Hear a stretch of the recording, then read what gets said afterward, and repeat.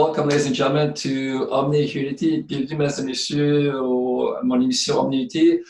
We have our guest today, Lysa Farmer. Nous avons aujourd'hui notre invitée, Lysa Farmer. Welcome, Lysa. Bienvenue, Lysa, to Omni Unity channel. Hello, thank you very much for hosting me, and I'm really excited about being in touch with you and your community tonight. Thank you. Lysa has a very large bio, so instead of me reading it, I'm going to let Lysa introduce herself, and she'll introduce also what the show is all about tonight. So, Lysa, please, can you share with us about and what we'll be talking today with the audience? I'm really excited to be able to share my wonderful world of high potential tools, and I myself am an American. I've been living in Germany, Austria, and Switzerland since 1976, so for a very, very long time. So I get to watch different countries develop their sound healing movements. And so sound healing and sound therapy is one of my specialty areas that I work in. And I have lots of different other skill sets that I use in my own way to try to help people move into their own consciousness and place of power, empowerment, to move through these wonderfully exciting times that we're going through right now. And I think it's so special that I get to be in touch with you and all of the wonderful souls that are listening to us while we're doing this or are going to watch it afterwards, where we're closing off one decade and opening up the third decade already. So I think that's very, very special. And Crystal has now the last 30 to 40 years taken more place and more room, not just in our consciousness, but also in our tool set of what we can do to support ourselves, to find our inner balance, and to access those places in a much deeper and, to me, much quicker way, because the frequency is so high, so that we can find our own answers, realize this is the frequency that we came here to be and to move forward to. And what's very special for me is that I work with lots of different tools, but my specialty are also the crystal singing instruments. So I have a whole variety of different crystal tools that I'm fortunate to be able to work with and teach people to use, and also to be able to sell. So I get to do all different kinds of energy aspects that way, so that the people can, every one of us can just find what it is we need to move us forward or move us inward. Well, thank you for that intro, Lysa. Just let the people know, where are you based right now? Are you based in Europe, or are you based in North America? Well, right now I'm doing a little bit of a travel journey, so to say. My offices are in Munich, and then by Kitzbühel, which is in Austria. And my mother is 95 years old, and she lives in Spokane Valley. So I'm supporting the SoundGalaxies USA. They're based in Seattle now, to also set up the US market. So I'm helping to doing things and facilitating things right now in a couple of different countries. I also work with lots of different Swiss people and Slovenian dealers that are looking to set up and that are doing sound healing. And one of the goals I'm working on right now is to get my sound healing concept, I call it AuraSound, Vibrational Medicine, to also introduce that to the US now. That's great. So Lysa, how did you came about in finding or have that interest of going to this field of sound healing or sound therapy? Can you share with us how you came about to into your own personal journey to found that wonderful modality that we know today as sound healing or sound therapy? Well, I think I was really lucky because my mother is a music teacher, a vocal music teacher. So from the time I was small, we were always doing different things with our voices and using instruments, and just so being in like natural sound healing, because all children use instruments to do things for themselves, even though we wouldn't say that we maybe have the competency. we just kind of know naturally if I play this tone or do this strumming or on an auto harp, or I hit one of those wooden frogs or something, you know, that's all things that are supporting me to either open up or to calm down or release anger, to have fun, to be playful and creative.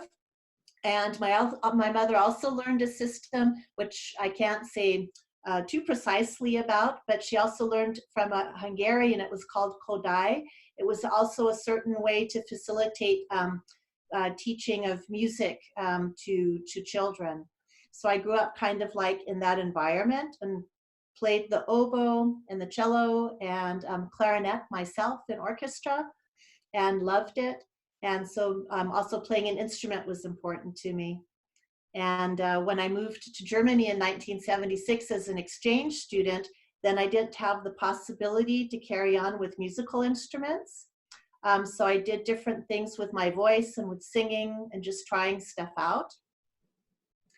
And then it took quite a while, probably another 25 years, before I started working more spiritually with training people. I have my own certification process to teach people to read the auric fields, and started teaching in Germany, in Austria and Switzerland and northern Italy. It's where the German-speaking countries are, to train people to use their own inner clairvoyancy and clairaudio and clairsentient for their own life, no matter which profession they're in, and not to do channeling of external beings, but to go into their own energy household and to be in touch with the higher self level.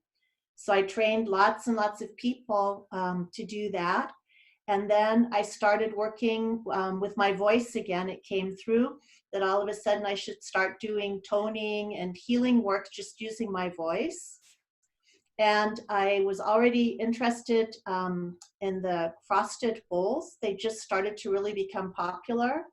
And so I participated in a seminar to learn how to use a frosted singing bowl with my voice. And that's kind of how it got like heavy duty sound healing starting to come up that way. So a lot of the times I would just use my own physical voice to do things, because you can do all of the intonations that you need to do to take care of yourself, to heal yourself, to rejuvenate yourself. And it's also a special bonus if you can also use crystal tools and lots of the other different wonderful instruments that are available to us now. That's amazing, because now it's becoming very, I think the understanding of the benefits of using bowls and is on the increase now. And from your experience, what have you seen by using your crystal bowls that you have, as the audience can see behind you? What are the benefits that you've seen by using them throughout the years of practice that you had with your clients? Okay. Can you share some of the examples of the benefits that you've seen by using that? Well, I think probably with any sound healing module, that you have really super successes and everybody's a little bit more attuned to a different field. But what, with the crystal instruments, what I feel and what I've seen with my clients over the last, now since probably 1997, I've been working with the crystal singing bowls. And it facilitates a much faster integration. What I love about, which you can also do with other instruments, but what I really love about the new generation of crystal singing bowls that are out with the tonality that they have, is you can't play the same tone twice. So what it, to me, helps people do is they get out of the reptilian brain, always trying to repeat to learn. And the crystal singing bowls with the sounds that are made when you play them, you can't repeat it. So it's opening up, it's starting to get us to trust, to use other maybe hemispheres of our brains that are going to teach us and help us to move forward, to move out of fear-based energies and to move us more into our creative, trusting, ancient wisdom, which is modern wisdom these days. So the singing bowls to me help facilitate that we move into this place of things are always changing. I don't need to repeat to be safe. I don't need to repeat to be competent. I can put myself into the full moment and see where that impulse and that impetus is going to propel me to. That's interesting. And most people would say, well, what's the difference between the some they call singing bowls from Nepal, from Tibet, they're hammered down, versus the crystal bowl, which is a more higher tech manufacturing process that we use now, maybe in Germany. What is the difference between these two different types of bowls that we see on the market right now, and why are you using only the crystal? And what's the benefit of using the crystal, using the traditional Nepal or Tibetan 7 elements of bowl that's on the market right now? Can you elaborate this? So I have my own theory about that, so to say, or my own understanding of one of the major differences. Is number one, with the metal bowls, metal is fluid, and so to make it form into something, you have to heat it, flush it, or whatever, so that it makes the shape and it stays the shape. And to me, and this is just me, it doesn't have to be, it's probably not scientifically proven, and maybe other people will have different ideas about it, so everybody needs to discern for themselves. But in that moment, the nature force, the nature spirit that's metal stops at its development. So you can form it into making it have a tone, you can form it into being aligned with the planetary frequency, but then the development stops there. And if you made the bowl in 1980 or 1840, then that's when the being was online the last time, so to say. So that's where its knowledge is. And the way the crystal bowls are produced and the material used, then the crystal still, even through the manufacturing process, because I see how my bowls sometimes they change the colors, and if you have like normal mineral stones, sometimes all of a sudden they start getting their rainbows inside, and even though they've been taken out of the earth and are standing in your house someplace, they keep on in their development. So they're in touch, they're online. I love the computer language these days. It makes things easier to explain.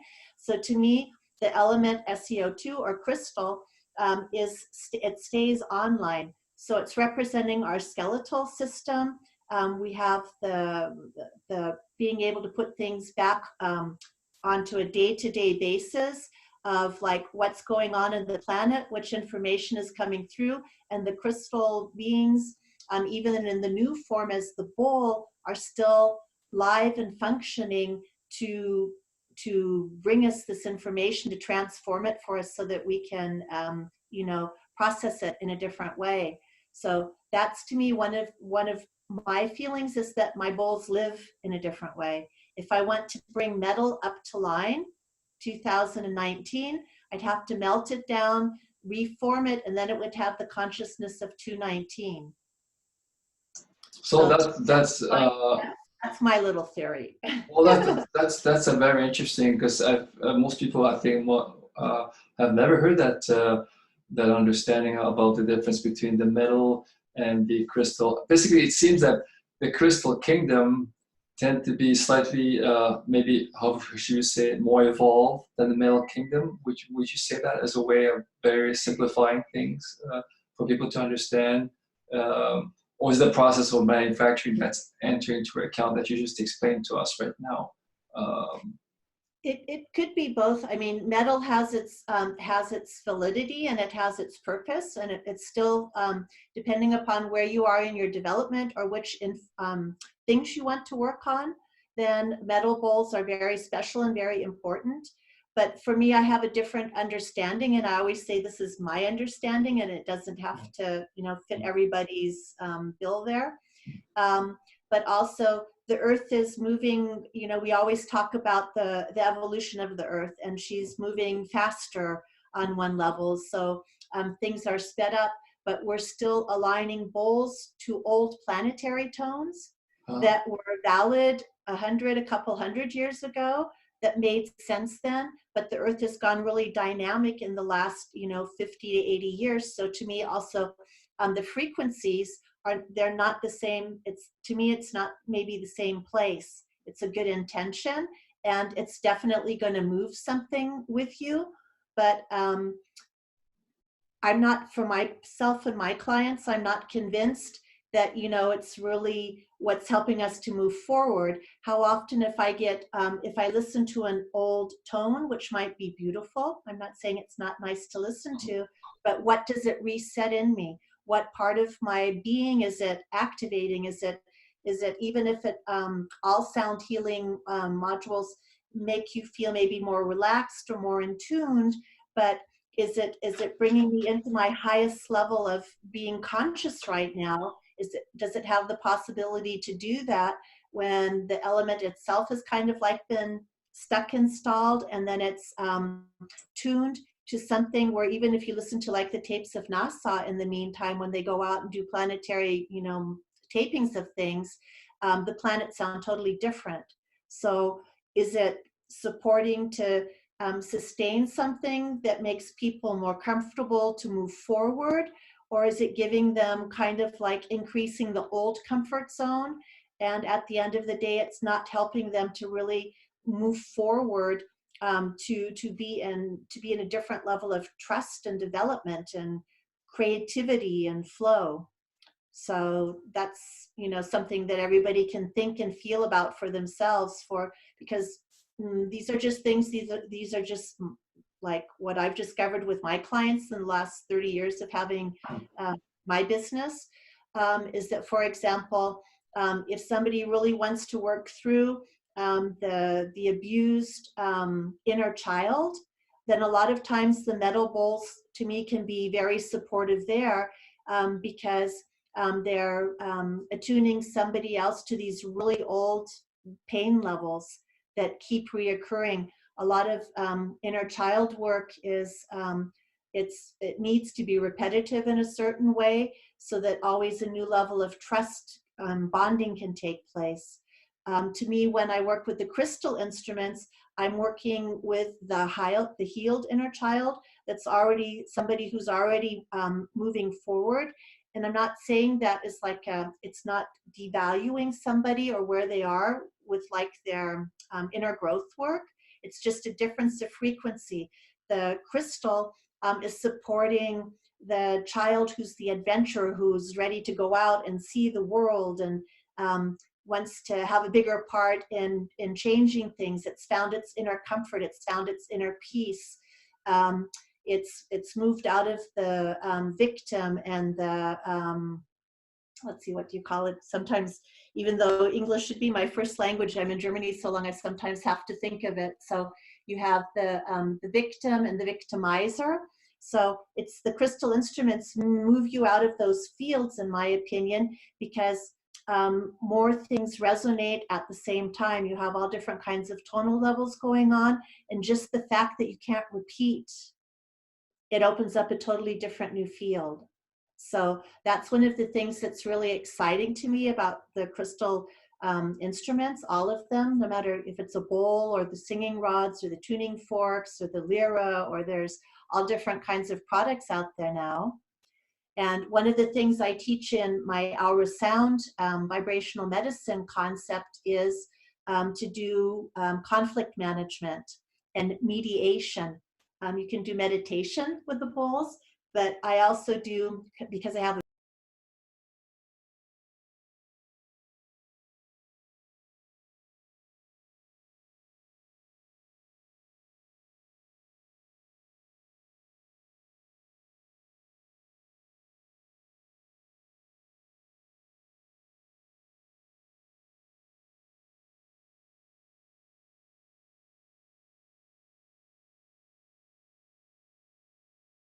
like clarify fights that are going on and conflicts.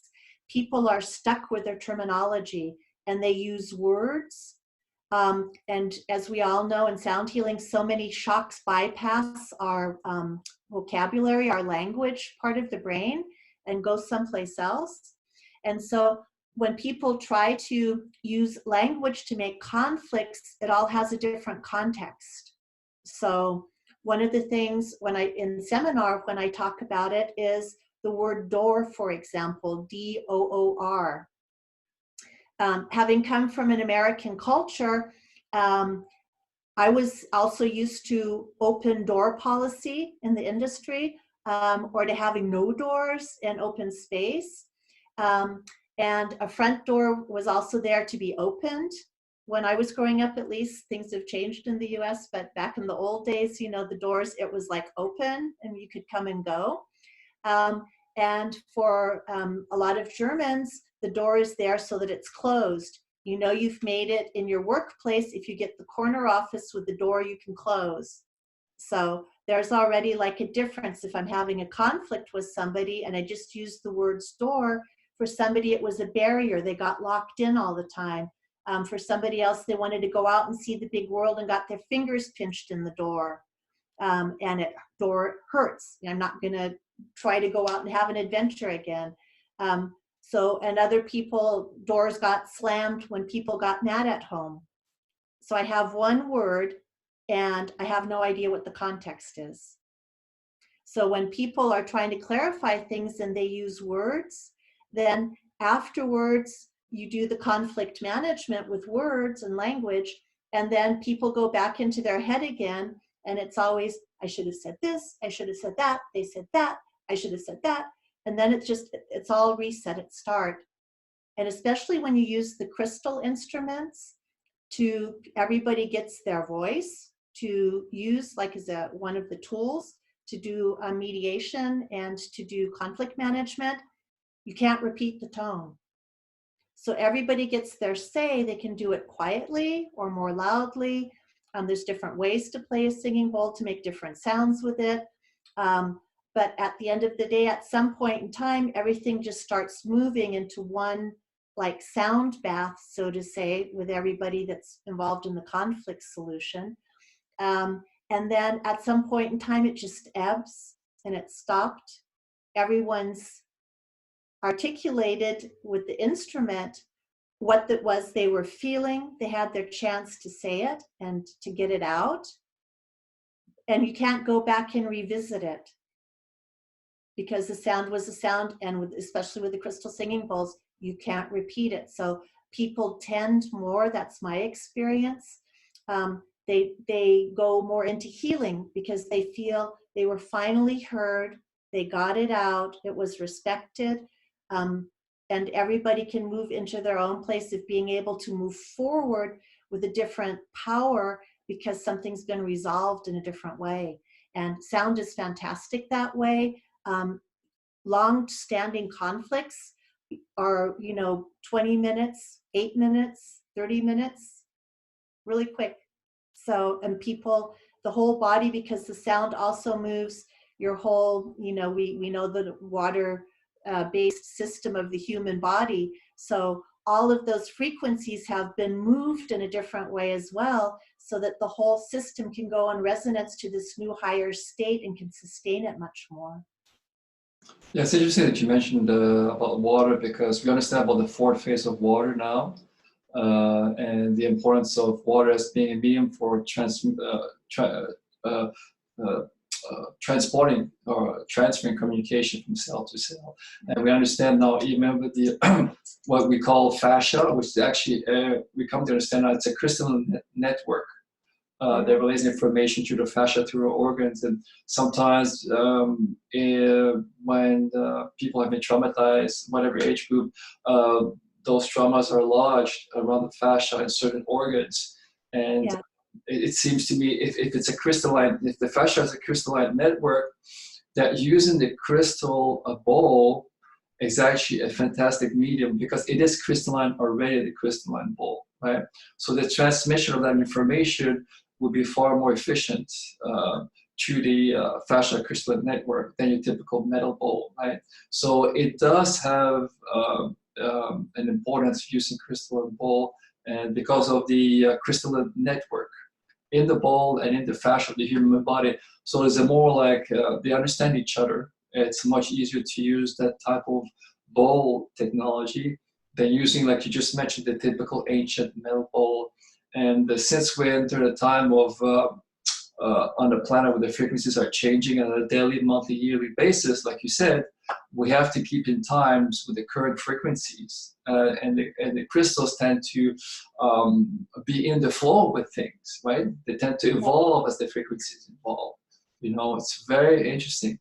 So the fascia, as being a sensory information organ, is a highway where it can transmit information by a crystalline network. And the singing bowl can be a fantastic medium to assist that transmission or to let go of certain blockages in certain organs, right, that have been held there maybe in vitro at the age of 4 or 5 or 20 or 30. It's really fantastic, you know. And then we understand also the epigenetic overlay that holds some of these reverse programs can be released by using crystal balls also. So I think we're barely beginning to scratch the surface in understanding the potential using our own vocal cords to create, but using also tools as the crystal balls that you just mentioned. And in your years of experience, have you found that science is slowly catching up to the importance of the understanding of sound? That it's finally saying, oh yes, it has its merits. Oh yes, it has its place. Have you found some research that collaborate all your years of experience so far that would support your work and what you're doing right now? Well, I think there's more things that are taking place, but I don't follow that field so much because I've been lucky to have always moved into a space from maybe where I came from business, because I used to work in semiconductor and computer companies. So like I've been crystal in a different way for a long time. And there's always the story where they say the crystal singing bowls came back into our consciousness because of the semiconductor tubing. So there's lots of different stories around how the crystal bowls actually started to become popular and famous again. But since I was always in the computer and the semiconductor industry before I started my own company in 1992 to do personal training and self-development and teach people to use their clairvoyancy. That's when I started on that endeavor, was already 1992. So I sometimes follow the sciences, but I've grown into things, and I've always had clients and customers and patients that have like moved in the flow with me as well. So I've been really lucky probably that I don't have to try to prove anything to anybody for people to allow what we work on together, for it to give them healing and for them to support them and where they're moving to. But I know I do fall sometimes a little bit some of the things that go on. And the person I work together with, who also produces the crystal singing rods, which we can do show and tell afterwards, and I'll show you those. I know that he's also having his tuning rods. I think the Emoto people that do the water crystals, he's having his rods also played, and you can see how the crystals form and things. You know, the clarity comes up like that. So there's a lot of things, and I know there's a lot of things that are going on with oncology and the heart frequency ratios and things like that. But those are all kind of things that like I said, I've been really lucky up until now. I don't need any of that to support or grow my business right now. So I don't spend a whole lot of time or effort on it.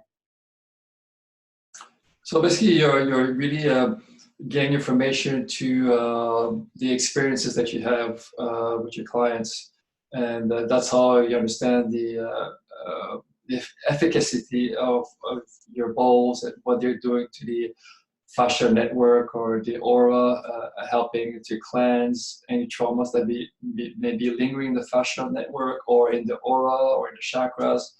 And can you just share with us, I mean, what would be a typical crystal bowl session with a client? Would you have them sit in a chair, lying on a massage table? Would you actually put the bowl above them or below them? Or would you just put a bowl on their head and hit? I mean, there's different ways that people do it. So can you just give us a very short summary? what would be a typical type of session when someone would come in for your services, so people have understanding of what to expect? Okay, well, I teach all of, you can do all of those different things that you just mentioned and a whole bunch of things more when you're playing the bowls. So when I teach, I teach all of those things. And when I have my clients that come in who want to have an individual sound healing session, then I prefer to have my clients on the massage table. And I like to put bowls underneath it. I also have one or two other instruments that I like to use when I'm doing the sound healing sessions, and I call them AuraSound sessions, or crystal sound balancing journeys. That's something else I can talk about. It's a different process. But for the normal one, I put people that they can lie down so that I can have sound underneath them, and I also put sound sometimes in the corners. Because I'm lucky I have different bowls that I can use. So I go into the higher self level, or the inner intelligence, being in contact with my client when the person is here, to say, okay, what is it do we need to facilitate right now? What do we want? What are we going to work on? How are we going to work on it? And I ask which bowls feel comfortable working with this person. And I also ask the client to say, okay, look around and tell me which bowls you think are going to support you in this session. With the crystal singing bowls, there's also all different kinds of theories out there. So sometimes I think you have to be intuitive. I mean, I'm lucky. I have my clairvoyancy. I use it when I work, and train people also to use their clairvoyancy so they feel more comfortable when they're doing their sound healing things. But then sometimes some clients need the bowl directly on them, and there's different ways to play the crystal bowl and to move it so that it's in a total process and flow with people. And sometimes people, it's just enough because if you play a crystal singing bowl and you have it in your hand and you move it over someone, I mean, you can just feel the vibrations all around the bowl anyway, so you don't necessarily have to place it on the person's body to make something happen. The sound bowls that I like to use from SoundGalaxies are the ones I use the most. It's a German company who works together to have their bowls manufactured. And the coloring is done by Swarovski in Austria. We're one of their preferred partners. Excuse me. And so there's different ways to play the bowls, and I like trying to envelope people in the sound. So I like having it underneath them as well, and to have the music coming up sometimes from the side of the room. So I might put 2 sets, a 3 set on one side of the room and a 3 set on another side of the room, and then I just let it play and swing out and see what change and moves, and maybe have it come from the other side and play and change and come out. So there's lots of different ways, and it depends upon who's here at the end of the day, what I end up doing. So you can do, a whole lot. And if, people are out there and they say, well, I only have one bowl, there's so much you can do with just the one bowl. So I'm lucky. I get to have lots of different things in usage, but it's also with one bowl you can really facilitate. So maybe some of the things, like if you're a one bowl person right now, no matter if you have a frosted bowl, those are the white ones, the old crystal bowls. And there's different generations of singing bowls out there from different manufacturers. But one of the things, for example, that you can do is that you can, play the bowl, get your cauldron going, so to say. And then you can stand with your legs over the bowl and have the sound going up through you. There was about 30 years ago, somebody in the US who experimented a lot with sound, a sound healer, and she worked out that the tone B, boy, for the Europeans watching, it's an H over here. We have different, sometimes the notes are a wee bit different. And that helps to facilitate breaking up heavy metals and toxins, Novocaine and anesthesia and moving it out of somebody's system. So it does like a little bit of an ultraschall technique through the frequency. So having a good sized, using a good sized bowl and having it in the tone B, and then playing it and standing over it, then, it just kind of like cleans your system really well. With any bowl, you can, sit in front of it and feel the, things coming towards you as the vibrational swinging towards you. You can also put it on your hand and move it up and down if you want to. You just have to feel comfortable and safe using your bowl that way. I love having the bowls on my hand. The sound gets to me totally different and deeper. I can do more variations with it. But it's also, really good to be able to just stand over it. And it's like having a shower in the reverse order, so to say. I know people do place the bowls, but that's something that, I think you have to be a little bit careful with when, putting it over somebody's head and playing it. But that's also something that if it's done gently, then it just makes people clear really more quickly.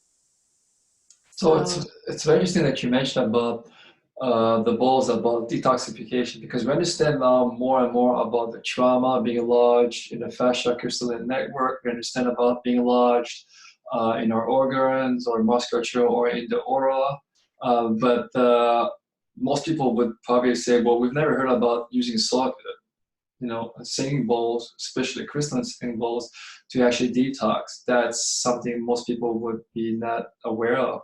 So have you noticed the effects in your clients when using that for detox, or have you had an experience with your clients to use your crystalline bowl for detox? I've had lots of experiences with clients having really good success. But also, to be fair to some of the metal things, if you have a metal bowl tuned in B, like boy, then that also supports to be able to move the filters out. Why B works this well, I haven't, spent time and effort putting into it to try to prove why it would be that one tone that does it so well. I just have seen it work that way. And I had a lot of experience when I had to have a long time ago the amalgam fillings taken out, and I had my whole mouth was full of fillings, so I had to do detoxification, and that was when I had just gotten in touch with sound healing, and I read the article by this woman in the U.S. And then I got one of my first two big singing bowls was B. And I played it, and I kept playing it, and also playing it with the groups and playing it with me and doing it in my free time, and just I had a really good feeling it was supporting me. And then I went back to my dentist who was testing me kinesiology to see how the detox was coming on and whatever. And within a couple of week period, they were totally frustrated, excited, strange things happening, because all of a sudden because at the beginning they said I was going to have to detox for like a year and a half to almost 2 years to get it all out of my system. And after working with the B, like crystal singing bowl, within like about 6 or 7 weeks, it was when they tested me, it wasn't there. So however that part worked, those are the things when I see the difference for people live, or I know how I feel. And then also lots of years later, I had to have the provisorium I had put in, which was plastic. I was getting second degree cavities, so I had to have all of that removed and taken out. And the first, for whatever reasons, maybe it was to have the learning experience again, or to make the experience again, was that I had to have Novocaine or anesthesia in there, and also a different kind of filling put in. And I reacted really badly to the anesthesia. Like I was just kind of like totally whacked and beam out. But in the meantime, I know there's cocaine in most of the anesthesias that are used in the teeth area, at least in Europe. So you had like that substance, you know, in there kind of knocking you out. And the first 2 times I had a couple of things refilled. I forgot I was not feeling good, and I just went to lay down, and I'm not used to not feeling good, but I didn't think about go get your bowl, girl, and play it. So like the first 2 visits, I was like just really 2 days afterwards, still struggling and feeling bad. And after the 3rd visit, I came home and I was kind of like really upset that I was feeling so bad again. And all of a sudden it was just go play the B-bowl. So I went in and I got the bowl and I played it for like about 20 minutes. And all of a sudden you really heard it go, and it was kind of like, and it was over. And I felt really good. And I knew whatever it was, if it was the being of whatever the substance was, you know, or the astral part of the substance, or heaven knows what it was, but it was just totally dispersed out of my system. So, and I've worked with lots of clients now with this, or like if they have also breakages with bones and things like that, the high quality of the crystal instruments also helps that the nerve endings talk to each other more quicker and recommunicate on a different frequency level, and breaks, and also things happening in the jaw. Things take place a lot more quickly and more easily with regenerating and repair and things like that. So I see that with my clients over the last 15 years now, using the different kinds of instruments and tools. But I've never sat down and made the conscious effort to do it like really empirically. Well, it's interesting that you mentioned that your higher self got you that information. You say yes, use the when you say B, that's the note B, right? Just so people understand, it's the note B, right, for the crystalline ball to be used, and it's just, I mean, that's such an interesting experience that you had with your detox process, and that's something we never talk, or you never hear that much. You hear about the traumas being healed with sound and with light, but not that much about detox. So that's very interesting for you to have that experience with yourself and with your clients, you know. And Because what's also lovely too is, like, you know, if you have your singing bowl, then you can put, of course, water in the singing bowl and play it, and then you're also, you know, creating your own essence, you know, with that note and that sound and that frequency, so that you can, you know, drink the water that way, and, you know, use it for cooking, and also like to, you know, like spray around, you know, get a little spray bottle and to be able to spray like inside your mouth and the gums, or to put it in your belly button, because for a lot of people the belly button is still one of the biggest shock areas that we have, because it's like the first scar that we have when that gets removed, the umbilical cord. So also to put, you know, like the essence in there, or to hold the singing bowl over the navel, or to put the tuning forks, the bottom of them, they're made in different ways, and then you can hold them right to the navel, and that also helps to really move energy out.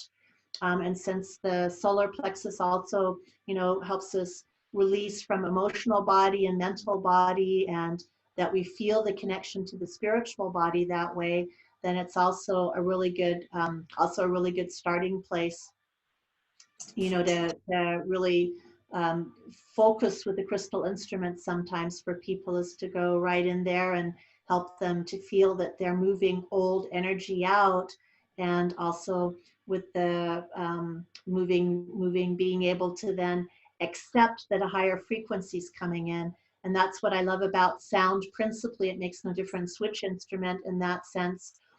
When people do sometimes like esoteric tools, and they take things out of people's energy field, if it's not, if new energy is not brought in, people tend to try to get back on, you know, maybe what they just processed out and off. and they invite it back in, or they bring back something in that's really similar because they're just used to having that feeling in the aura. And when you work with sound, sound fills itself up, so to say. It transports the lower frequency out and fills you up with a higher clean frequency. So that's something that's, to me, is really special there too, because you've done the cleansing work then, but you've also done like supporting the immune system to have more freshness and vitality again, because you have a higher frequency that's already been installed, just because that's what sound does. Well, that's amazing. I mean, it's beautiful to understand that we can use this crystal ball to actually work on releasing the traumas within the aura, within the crystalline network of the fascia or different parts of our body. Then using also as a means to, like you just said, cleansing the body. And also it can be used also to cleanse the environment that you live, your house, your apartment. So it's not just for you. You're actually being of service to yourself, your fellow tenants or your fellow neighbors that can actually benefit from this by you playing this at home or in your apartment. So I think it's a win-win co-creative environment that by having these crystal balls, it's a magnificent way to bring that loving frequency, not just to your body, but to your surrounding, even to nature, to the trees, right?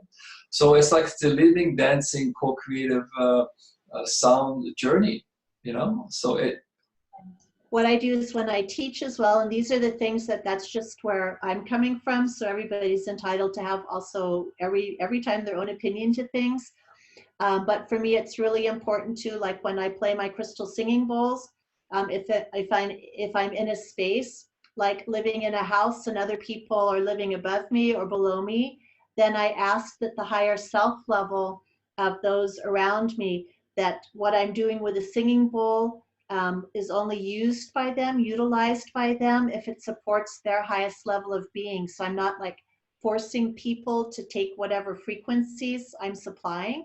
But if it's something that fits well for their development or for their like room hygienics fields or whatever else, then I always ask that, you know, that they use it. And if they don't, that it's just neutral for them. So I think that's always really important too, because that's sometimes the things that over the years I've been, I kind of, it upsets me sometimes because so many people are trying to do good, but they're totally invasive. And because it works good for me, then I think it has to work good for everybody. And so I'm making them, you know, take whatever it is I'm doing, rather it's their highest good or not.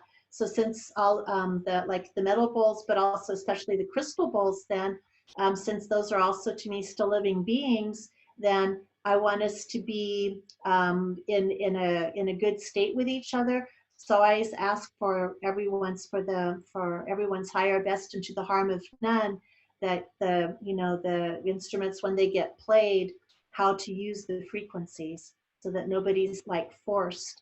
Because I think a lot of times there's some people who are like retrograde because they constantly have people in their environment doing prayers or other kind of work. And there's lots of ways that prayers are set up these days. So it's like trying to like force humanity to move someplace. And if people aren't ready for that, they can't carry that. And when then they start collapsing and systems start falling down, tumbling around again around them, then they have no, they lose the trust in the spiritual quality to want to live that and sustain that. And so also one of the things that's special to me with the SoundGalaxy bowls with the company that I work together with is, and however the spiritual world or the nature spirit world works it out, you know, we kind of like leave it up to them. But when we have a production done, we ask that exactly the SO2 beings who want to be our SoundGalaxy bowls, they find a way into that production. So essentially, it's like if I understand correctly, the manufacturing process is more like a co-creative endeavor that you have with the elemental kingdom and those that are involved in the manufacturing process. This is a very unique compared to other manufacturing processes that we know around the world. So is that what SoundGalaxy is all about? So that's one of the important, to me, also one of the important differences, because there could be a lot of little, you know, smaller companies that are out there who maybe have set their intention that way. But I know that we do that already when we ask for the bowls that, you know, that we need for our production, that, you know, we're already giving out that call so that we, you know, really have that quality. And I think when we get the bowls and you hear them, then there's already a different level of quality there. And the other thing too is what I also find really special too is that when the bowls have then been produced and they come, then they're like in a clear, you know, clear shape. And it was just a trend that started at some point in time in the crystal world, so to say, that a bowl has to have color or has to have this or has to have that for it to, you know, be marketable. So there's to me some old qualities, you know, that are hanging around in there about the crystal bowl, but the bowl itself has its, you know, has its own beautiful sound. No matter what it looks like, it has its own specialty sound that it wants to provide and share with the world. And with the SoundGalaxy bowls, there's usually two different people who play the bowls when they come from the manufacturer. And then the bowls are asked, okay, from the kind of like themes that SoundGalaxies offer, which I can mention a couple of them in a minute or so. What does the bowl, now it's been like co-created, okay, so we're hoping we have the beings that said yes to our process with us, and then we say, okay, and what is the profession that you want to be for us? What is your calling? What kind of, you know, which type of bowl do you want to be in our system? And so it's interesting because they would test then the bowls, they play the bowls, and then they put like on a little slip of paper what the bowl says, you know, its calling should be. And somebody else plays the bowl, they don't look at that, and they're doing the asking, and usually like 9 times from 10, it's the same answer. So I always find that really good, that there's, you know, the bowl gets to do what it thinks it's here to do. And then it gets the vaporizing process from Swarovski in Austria to give it the beautiful color. And the vaporizing is on the inside, so that when you play the outside of the bowl, you know, it's you're not taking away from the substance, or you don't lose the color or anything. And so it's very clean, so to say, non-toxic bowls, which are really important too. So that's really special. And so that's one of the things. And sometimes, like if people get 2 different inputs, then maybe it's a mixed bowl, and then it wants to be a little bit maybe of an oxygen bowl, and maybe it wants to be a little bit of a heaven's door. So it, you know, combines things there, and then you have like a one-off special bowl. And if we're talking like about SoundGalaxies, every company has a different way how they do their pricing. And so SoundGalaxies has the pricing that you pay by size. It doesn't matter what the bowl feels its calling is to do. That you just pay, the sizes have different prices, and we have, the bowls are like 16 centimeter, 18 centimeter, 20 centimeter, 22 centimeter, 24, 26, and 30 centimeter. 30 centimeters is the largest bowl that we've been able to produce, and that it's stable. So it's very, very lovely. Well, it's nice to hear that it seems that the new manufacturing process is not just making things, but it's okay to create new tools that we have, but now with a new understanding that we're here to co-create with the elemental kingdom. So what can we do to be of service to humanity as you're manufacturing human facilities with the elemental kingdom? So it's a beautiful way to co-create new instruments or new bowls that we've never done before. So it's very nice to hear that that a company like SoundGalaxy is taking this very seriously. and the manufacturing process, it's taking this into consideration. And just before going more into these bowls and how they're made and what's the importance of using a certain type of elements, and I'd like to come back. You mentioned about, I'd like to, if you can elaborate about children, people that have children as a family. What would a family benefit by having, if they cannot afford a set of crystal balls as a practitioner, but having one bowl, but for the family to enjoy? I mean, can you share with us the benefit of a family having a crystal ball for their children? Okay. Well, so you can do lots of things with lots of different instruments. So I'm not, I love my crystal, so I'll go back the benefits I see from crystal. But for me, it's coming from sound healing and a love of music. I think it's, you know, it's very special that children have an opportunity to be in rapport with instruments when they're growing up. In the AuraSound training that I do, the vibrational medicine sound healing concept to learn to be a sound healer, then I also use things, I don't know, do you know boom whackers? No, I've They're never heard that. plastic tubing. You can check that out on YouTube, because they have some fantastic percussionistic things you can do with the tubes. But in the meantime, it's really interesting because I'll have children come sometimes to the seminars or come with their parents for the individual sessions. And all the kids in the kindergartens now, they know what the boom whackers are, and the parents don't know them yet. But they're plastic tubes. They look like a xylophone. They can be used individually, and they are color-coded and from the tone scale. So you have sound healing plus color therapy working together, and you can use it to like a little bit, you know, move energy in your body to get things going again. You can move them together, and then they have really elaborate things with groups throwing the instruments and playing them. So that's also something that when I have like my anger releasement seminar, I use a lot of the boom whackers too, so that people can, you know, just really get the energy out that way.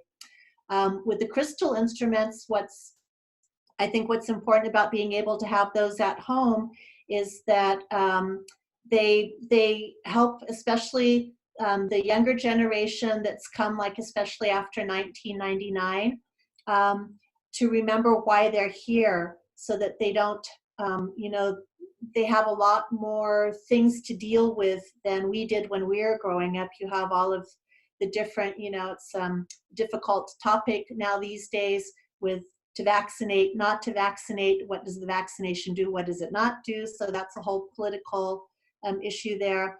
But you have that being vaccine that's in people's, also in people's lives. So it's also about being able to help the children to move back. What is their original frequency? Also being able to feel that and to not lose faith, and then to also not be like stuck in the school system where things sometimes are, you know, they're being forced to constantly just memorize.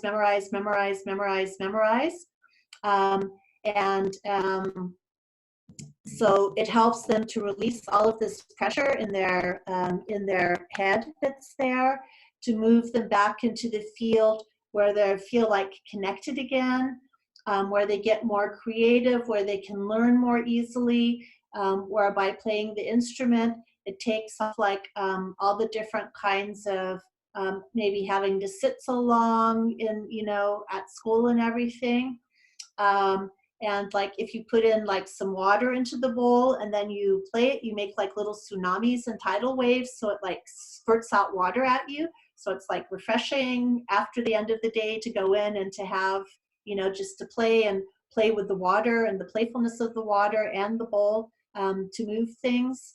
Then it's also something that's special too, that you can use it in one direction, use it in the other direction, switch hands, and then do things together. And it's also, you know, the kind of like the singing bowl Feldenkrais of, you know, getting things reconnected. And I have 2 little tuning rods also that also work with the binaural to get that moving again, that both the brain hemispheres work well together. So to me, having the crystal instruments at home, it's a way to communicate. You know, you can say, okay, how was your day? And somebody can play it and you don't get lost in the words. And people aren't trying to do like judgment, but you know, you can play the bowl together just to say and pass it around. This is how I felt today. And then you have the tone going there and people communicate on a different level. Well, that's great. I think especially now with a lot of autism and a lot of challenges with the vaccinations and being too much in the intellectual and not coming from the heart space, I think anyone, be a family or individual on this planet, can really benefit from this sound healing technology to get them more into their heart space. And like you said before, to get them linked with their higher self. Like not with a guru, not with an astral entity, not with an ET entity, but to understand that we are magnificent spiritual beings. We need to reconnect with our higher self, with our soul or our Atma, and we can download that information directly from source itself, no third party. And this is so important for humanity to grasp at this moment now. We're entering fantastic shifts on this planet, from economic challenges to environmental to food challenges, security, and even with the challenges of meeting other beings from different star systems, extraterrestrial, that Dr. Greer has talked about, and many others have talked about right now, about secret space program. So there's a lot coming at humanity in this moment right now. So it seems to me that the crystal ball, the way you've talked, is such a wonderful tool to help the individual, the family, the community. Like the Native Americans have used a powwow system to get around and co-create with the elementals and the community. Such as the new era of crystals and understanding of co-creating with the elemental kingdom can be a wonderful way to bring people together, you know, having little parties, crystal ball parties, or chanting with the crystal ball. Such a wonderful tool for people to have at this moment during this great change on planet Earth, and being exposed to a greater community. So we're moving from our neighborhood in space to a greater community in the galaxy.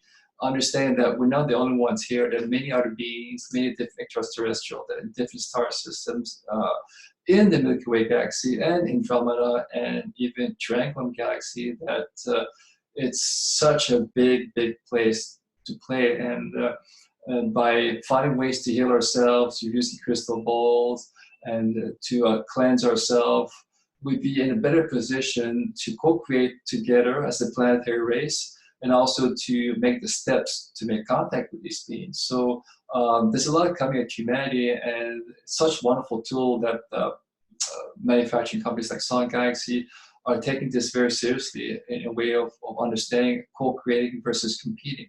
So this is beautiful. And this leads very nicely to, can you share with us here the importance of using the typical crystals? Where is it?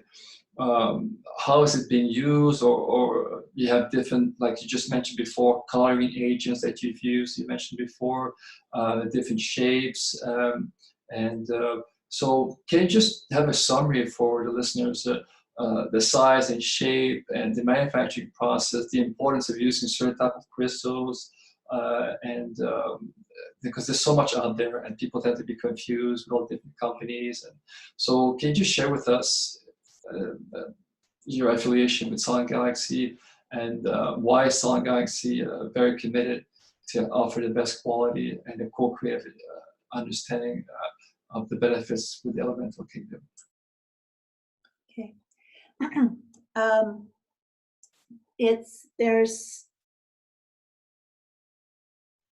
There's lots of different qualities of the crystal and the materials that are being used.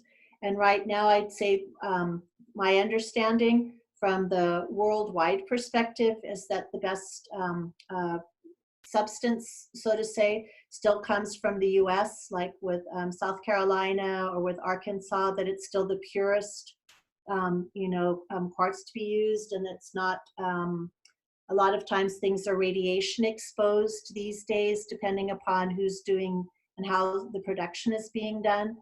And so we're lucky that we're working together with a company that does the actual production. We ask for the production to be done, but we're not the actual production company, so to say.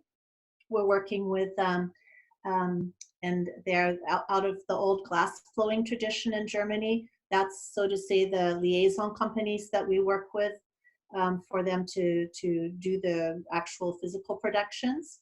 So it's what they say, it's like at the level that they use for when they have to do making really special crystal for like medicine products and things like that. It's the same category.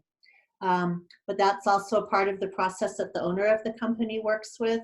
So it's probably, I should be embarrassed to not have 100% to be able to say how things are done, but that's also something right now that's not like also overly important for my part of how I do my part of the business. But there's a lot of different different kinds of levels of quality that are out there. And so it is getting a little bit difficult to say, okay, where are you getting, where is it a clean quality that you feel comfortable with? Where does radiology, you know, where does it get radioactive with different things? So sometimes you just have to, you know, be aware and feel for yourself which is the company you want to be working together with. And what I like about SoundGalaxies right now is just the sound to me. The way the bowls are made, they have, it's just to me a more gentler sound. When working with my clients here, or with the customers and patients, because I also have a license for psychology in Germany. So when I work with like also the patients when they're here, then sometimes the bowl, it will play only really quietly for somebody. And sometimes it doesn't want to play at all because that's not what it is that they need right now that's going to support them and make it feel better, or they've had already so much impulse that it plays just really quietly and gently, even if the person really wants to like have something, make a lot of noise. So the bowls, the way the consciousness, I think, goes in by asking, you know, asking the beings themselves to support us, that they have just a lot more gentler, supportive structure.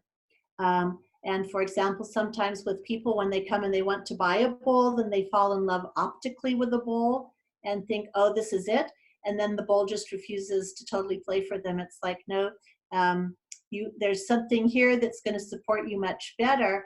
And so sometimes what I do with people when they come is that I put a blindfold and then they listen to the sound, or I say, okay, open your heart, and where do you feel, which bowl is calling to you right now? Third from the left on the shelving, or second from the top, or whatever. So which one do you feel really, you know, trying to be in contact with you, because that will be the support system or the co-creation.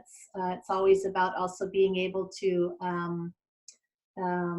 be able to expand and move forward with different things as well. So it's not always just about doing the trauma test, but also having the courage, you know, to be going out and doing and saying what you need to do. And I think the crystal bowls, also the SoundGalaxies bowls, are very lovely to get people into that communication with themselves, to trust themselves, to be able to say what they want to say, and to be able to say it with the wording so that it's much more accepted.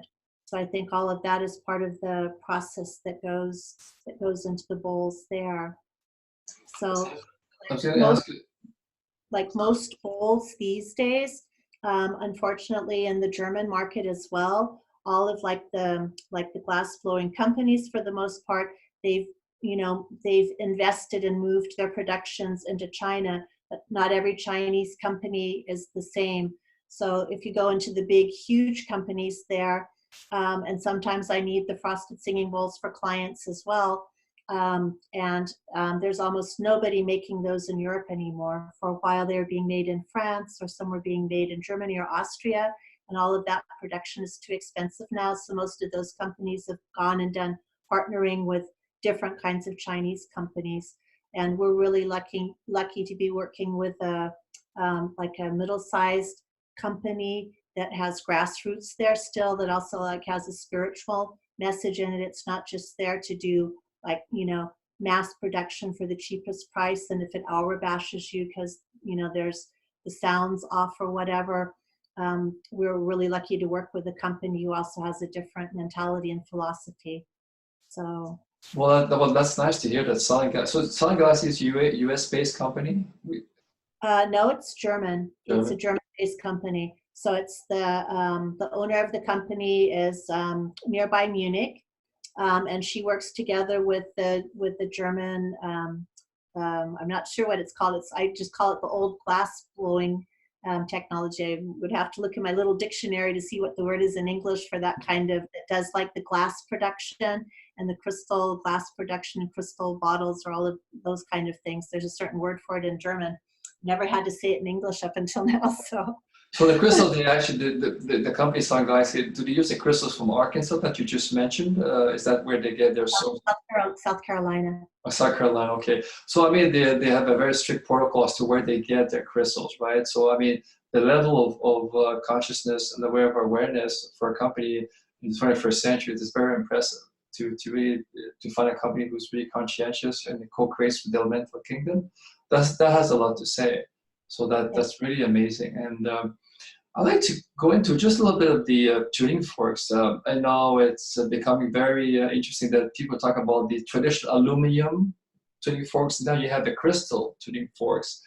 And so in your experience, what is the main difference between what we've been knowing the last, like from Dr. Bollier from the 80s to now about the aluminum tuning forks? And now what's becoming more and more popular or getting popularity is the crystal tuning forks. Can you share with us? And also, if I remember correctly, you have a set of crystal tuning forks that a V formation instead of typical U. So can you share with us the difference and what's the difference between aluminum and crystal once again, and why the shape, what we see now, the difference of the typical U shape versus the V shape? Okay, so it's very interesting if you watch the trend now with the metal tuning forks. One, I think they're still depending upon also what I do in my sound healing. So like I always say, I'm not just like a total crystal snob. Everything has its place in the sound healing process. And the metal tuning forks are still in the place of they're more financially affordable for a lot of people, whereby there too, if you want to have, really good forks, they're also, you also pay a good price to have them. So if you go into the high-end metal aluminum market, then you're also giving out a lot of money for good forks. But the trend in the metal tuning forks now is to be able to have something that you can put on top of the fork on the bottom part of it, where you also on the handle, so to say, where there's also a stone attached to it. So they're doing like their own kind of crystal mineral support fix, moving into the future with it also to try to integrate both worlds. What I like about the ones that are made out of the same substance as the crystal tuning, the crystal singing bowls, is just also to me, the frequency is higher. It brings back a different kind of sound resonancy to people that moves them, and this is just my opinion or what I've noticed with my clients. It moves people more quickly into a higher consciousness level. So it supports them in reopening things that they've closed off because they haven't had the opportunity to be able to share that. So they've never truly lost it. We don't disconnect, but we're not aware that we're conscious that the connection is there for us. And with the crystal tuning forks, my experience is is it activates again all of our the crystalline elements in the body, and also just this knowledge of moving back into these higher spheres where things are always less heavy duty material. And even though the metal tuning forks move things, facilitate extremely well, releasing shock, moving things, it's still a metal. And we're moving back into this level of everything becoming more crystalline again, which also means certain elements, the new kinds of stones that the earth brings out when she's showing us new things to use, they're also a lot lighter, a lot more playful. So they're grounding us in a different way. And to me, the crystal tuning forks support people. Sometimes the metal forks, they move people into old grounding patterns. So they're sometimes I have to think I process in English because I do most of my sound healing speaking also in German. So, but it moves people. Sometimes they get grounded in a way that makes them sometimes more inflexible, or where they start to rehash again. And with the crystal forks, my experience is that it moves people while processing through the past. It always opens up something to them where they're like trying to remember their future. It's kind of like because there's so much. I mean, for a lot of people, what the crystal instrument does for me is that a lot of things have changed on the planet. For a lot of people who came onto this planet before 1972, there was a big I don't even know what to call it. There was a huge issues that took place, and where we were in a lot of jeopardy for things to really go pear-shaped, and that was circumvented. But it changed a lot of the way that we're moving forward. So for people who incarnated before 1972, they're always trying to remember why they're here, but it could be that's no longer valid, that what it is that their special mission is, their special journey is that they want to be doing and that they want to be co-creating. They can't go back and say, why did I come? And to me, a lot of the metal instruments and the older instruments, they're always taking people back into this old space. And the question is, and what the crystal instruments do for me is, why are you still breathing today? Because if you're still breathing in here and now, there's something that you're here to do. And the crystal instruments help you to unlock that, because it's not trying to make you remember why was I born? It's trying to help you remember, you're awake this morning, congratulations, you're here. What are you going to do with the energy that you're here? And so for people who came after 1972 in their own crystal matrix that they just have in their energy field, they're a little bit, it's easier for them to go online and to work out a little bit better what chances do they still have, or where is their path maybe moved to.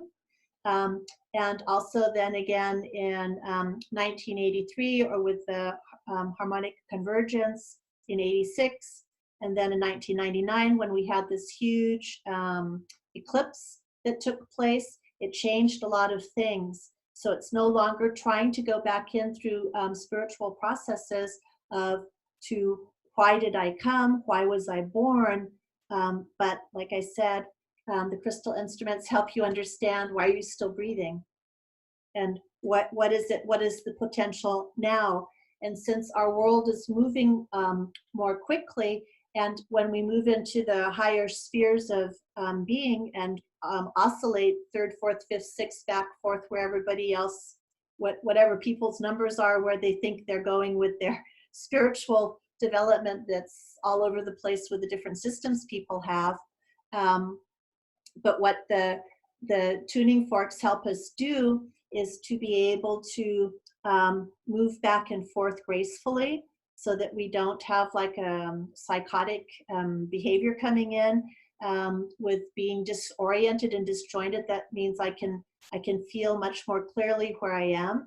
And it also gives me the possibility then what's changed, because on some days you've got some players in a certain dimension or sector, and maybe 3 days later something's happened and they're back just in the third dimension.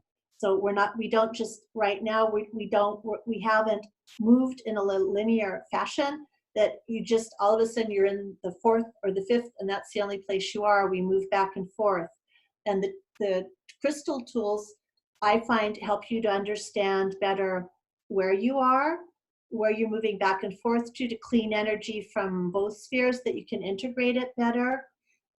It makes integrating things easier because there's less fear, because you're always, your frequency is higher. So you can be higher than the Wi-Fi or VLAN or the 4G, 5G coming at us. The crystal instruments help move you into a higher frequency, so that's you don't feel endangered by those that astral level, so to say. Crystals a frequency to me that's higher than that. So it's giving us the position to be able to go, okay, how can I use all of that? What can I use it for? I don't need to be frightened of it anymore.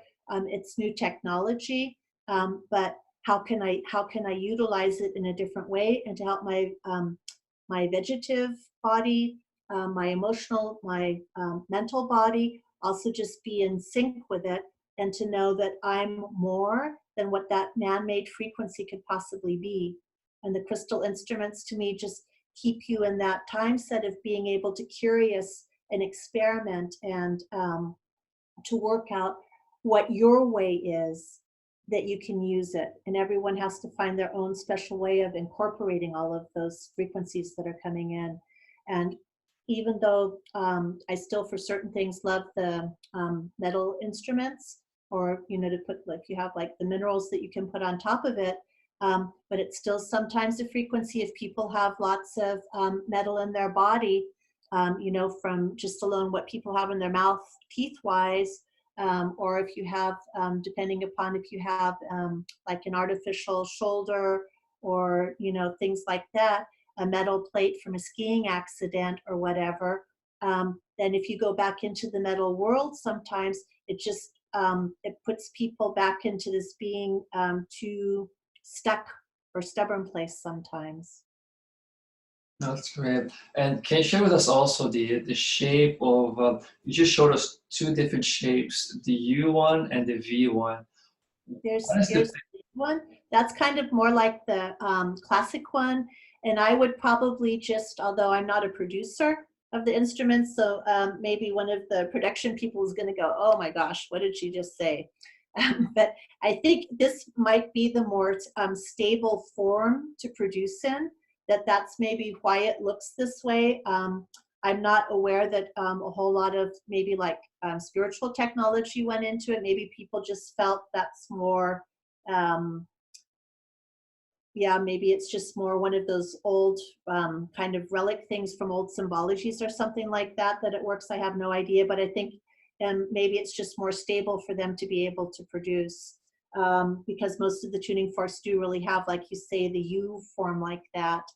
And when we first started producing, then we tried different shapes because we had to do like trial and error. The lady who runs and owns SoundGalaxies International, she also works with, there's SoundGalaxies in Germany and Austria. There's different dealerships that are up, and now there's people in Seattle in the US who are doing SoundGalaxies USA, and there's SoundGalaxies Japan and Russia. So that's, it's moving forward this way. But she also used to import other singing bowls and other tuning forks, and all of those were also always in the kind of like in the U shape, and some of them were a lot thicker. So when you have the difference in sizes, then for some people It's also just how heavy is something to hold. These are very light. And also how long does the vibrational frequency go? And with the crystal singing bowl, let me just get my mallet. I don't know if you'll be able to hear it because I'm not sure on my notebook how good the sound is when it comes to this. I don't know if you could hear that. Yeah, we heard just a little bit, yes. Okay, because what with the tuning forks, hit it a little bit over there. So, and it's still swinging. So with the tuning forks, what's not important is the sound. Like with the singing bowl, people want to be hearing the beautiful musical aspect. So also for musicians, the singing bowls are really important. They're totally new, different type of, instrument to be integrated into different musical concepts as well, not just healing tools. That's the side effect. This is still swinging because I can feel it in my hand going through here. So they swing for, have a vibration for a very long time. And also that just helps, to loosen up the, one, if you put it on the physical body, because I like doing it laying in bed in the morning. And then I just put it down and go down, the front, the breast, and moving back. And then what's also really wonderful, you can do it with a singing bowl. You just have to, how do you position it? But with a tuning fork, it's just a little bit more filigree to be able, if I want to work here with around the, the teeth and the jawbone, or to, move it into different places this way. But also you can also use this to go in and clean off your emotional body and the mental body, and to pull the energy out so people can increase their their auric field and have the auric field cleansed in a different way. So there's lots of different opportunities how you can use the tuning forks. I like it too because it with people, it clarifies a lot really quickly when you move it like into the cranium area, so that people get clear again really quickly. So to me, it's one of the really neat tools. And they have what they call the meridian. I don't know if you can see that. So it has the point at the bottom. So they say, like that's a lot easier if you want to go and use it on the meridians in the body. Then you can also, press in a little bit more, and then the vibration gets even stronger. But Lysa, it's also interesting. You can use also reflexology points in your hand also. Yeah. Right? So hand, and with the ear, and on the foot reflexology as well. So you can use all of those classic points as well to, to use the tuning forks with. Because what's beautiful is that there's a company in Germany actually are using it's called Chroma Alive pen light, and they use on the reflexology point. And there's a lady who is actually a main distributor in Canada, Vancouver, who's using this technology, using light. So now we have light possibility, and then we have sound, which you showed us. Fantastic technology we have now, the early part of the 21st century. And Lysa, can you share with us the difference between the Y shape and the U shape that you just showed us before? Okay, so here is the Y shape. These are very light. So like if I use the mallet, whoops, I had it somewhere. Then you hear it, but they don't vibrate as long because they're because it's a lot less material. So what we worked out was that was one of the first attempts to make the crystal tuning forks ourselves, so to say, for SoundGalaxies to make them. And then we worked out, okay, this doesn't work because it doesn't vibrate long enough, it doesn't, and they're, they cost similar price to produce. So it was like, okay, no go, we have to try again, back to the drawing board. Then the other ones came into being that are the classical ones, like almost all companies that are selling tuning forks, it's like all, it's very similar thing, except we have the tuning forks. SoundGalaxies has had two different people who make the tuning forks for us. So the tuning forks themselves are made in Germany, Rather, it's with the one production company we work with, or with another company called Dieter Schade, who I'll show you the singing rods that he produces. He comes from the glass blowing tradition, so he hand makes all of the tuning forks. So these, you can either tap lightly this way, so you have like a chime effect.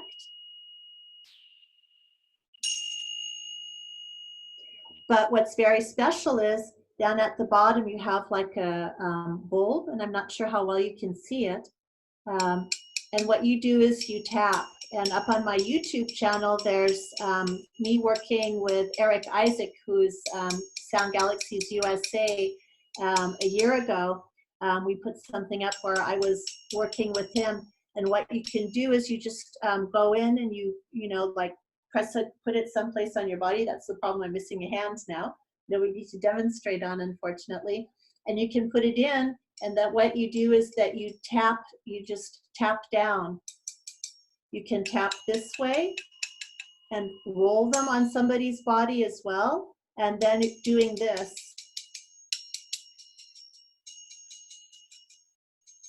And it vibrates all the way through, and what it does is it goes so deep into the tissue that people also with like more chronic pain, they report at the end of the session that it's, you know, it's like relieved and gone.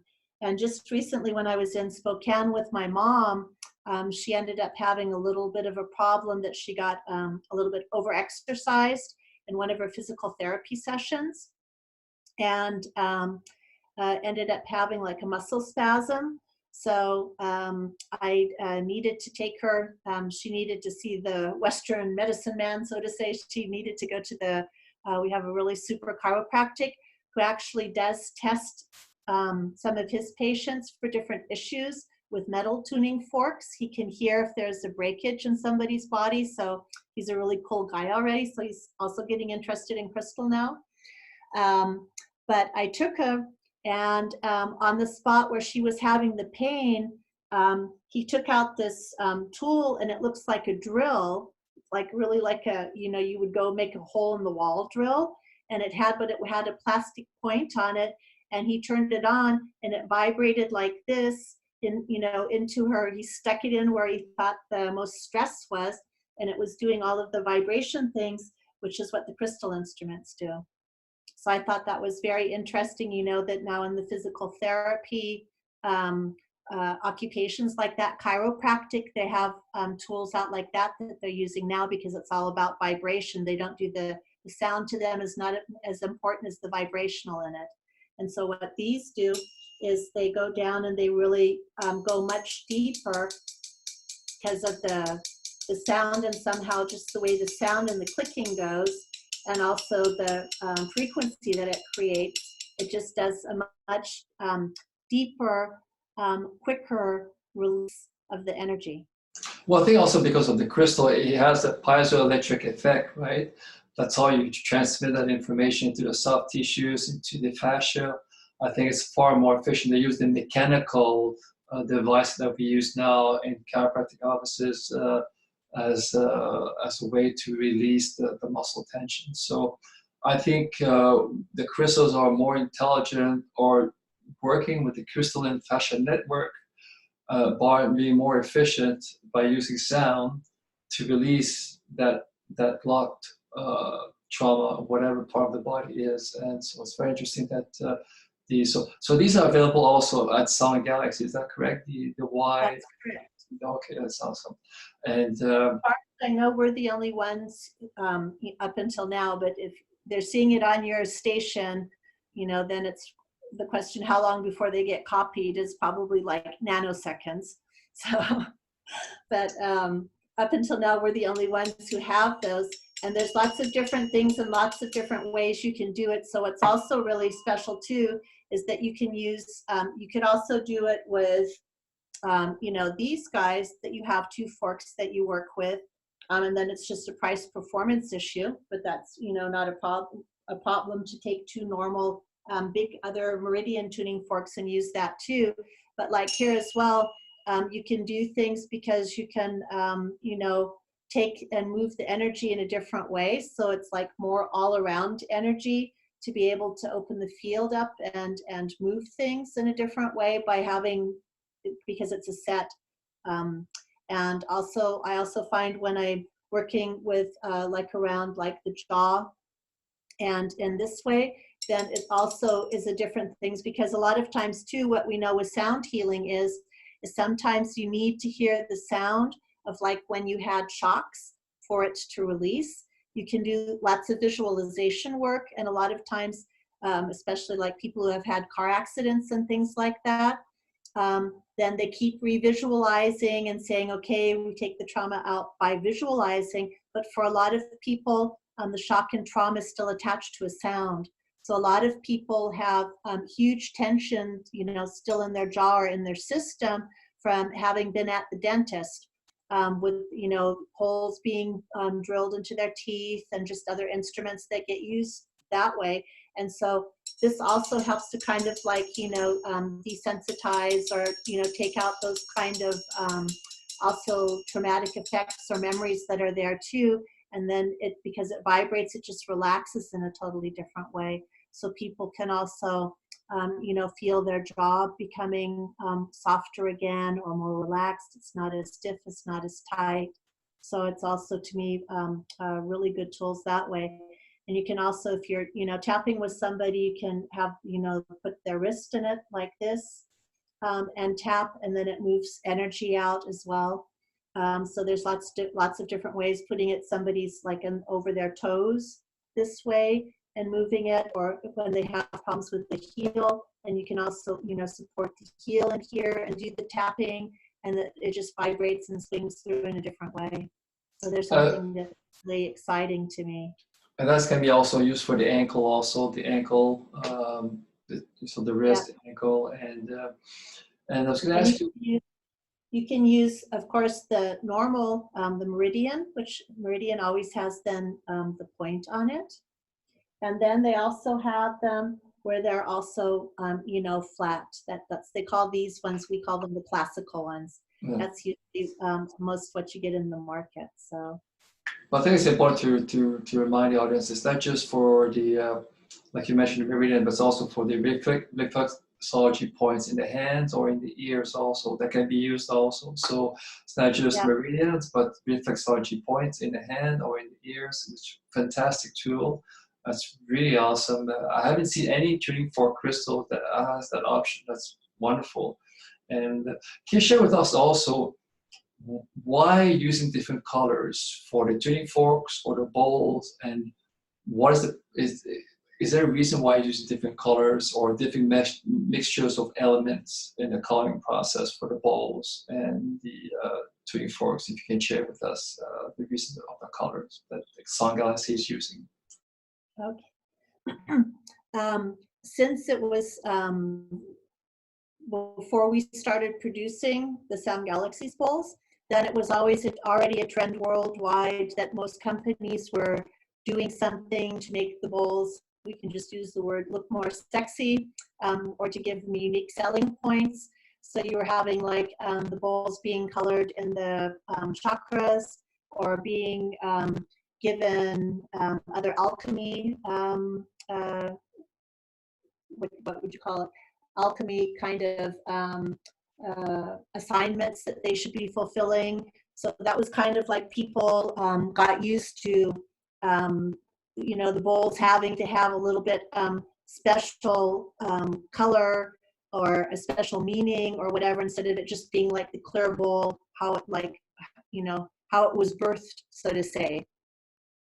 So, and are you still being able to hear me? Because my system just gave me a little bit of a thing that my loudspeaker, that you might not be able to hear me, so I'm not sure. No, actually we hear you, but there's a little something in the background that actually is, I don't know if your Wi-Fi connection is solid. It's just something in the background we hear, but we still hear you. But it's just a little bit background noise. I don't know if your line connection is still strong or it's. But here on my end, the connection. The notebook fan came on a little bit. Maybe that's okay. It's not really loud, but it's now we hear you clearly now. Perfect, clearly. Oh, super. That's good. let's see. So, So when we started to do it, then we wanted to say, okay, we'll ask what the bull wants to have for his job, or for its profession, so to say, its calling, and then how to differentiate them. So we were really lucky that we were able to start working with Swarovski Austria. We're the only company, one of worldwide, that they do, somebody else's product. So I also, because I have some very good connections there, that we were able to get the business transaction set up, and then SoundGalaxies International was able to do the contracts with Swarovski here in Austria. So the bowls are finished in Austria. So we have the local market here being supported, which is really nice. And then what's really nice too. Sorry to disturb you, Lysa. We're getting little feedbacks from the sound, like a little. I was just wondering if you can just look at your connection, make sure everything is fine, because we're hearing that little thing in the background. Or from your end, is it okay? It seems everything is okay. Yep. Okay. And the only thing, if you're hearing, then it could just be the fan and the notebook. And what I can do is. No, because I hear you. It's funny. I hear you clearly when I speak with you. Okay, I'm just gonna, because what I do is that when you speak, I mute myself. No, I have unmuted myself. So I will leave the unmute button unmute, and I'll let you continue, and that maybe will do the trick. So sorry about that. I just want to make sure that the sound is clear. Sorry. Okay, no, that's technology. Yeah, no worries. It has to deal with our technology being higher than their technology, probably. So. Or the crystals, maybe trying to say something to us. Yeah. So if you, I don't know, can you see here the emblem? Yes. So that's hand put on by Swarovski, and nobody does, the way those stones are done that way. A lot of people try to copy them, but nobody can do it the way they do it. So they're just absolutely, gorgeously beautiful. And so let me show you another bowl inside. Whoops, just a second.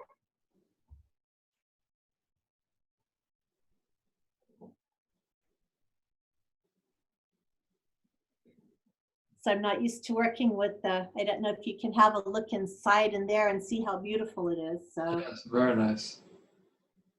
Wow, it's like almost like indigo. Yeah, but there's lots of orange, and there's like a rainbow on the bottom here. So they have their own special process, proprietary process that only Swarovski has. So we're very lucky to be working together with them. And so right now we have, we try to pick when a bowl's called, for example, an oxygen, then it has a lot more of like the midnight blue, some of the midnight blue color in it, and then a lot of a little bit of yellow or orange colors come into it a little bit. So we have for the topic that we kind of had, where the bowl said, okay, this is the kind of calling we see ourselves doing. So SoundGalaxies has, for example, a bowl called Oxygen. It's there to help you get more room in your life, to be able to breathe more deeply, like the spiritual geranium, germanium, to help people just take their special place in life better. Then there's one that's really spectacular. I like it. I'm a razzle dazzle girl, so I like colorful things.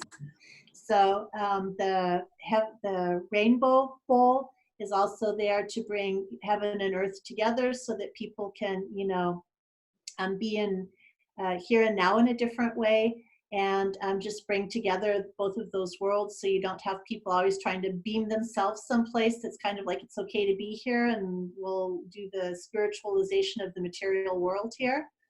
Or there's a bowl called Presence.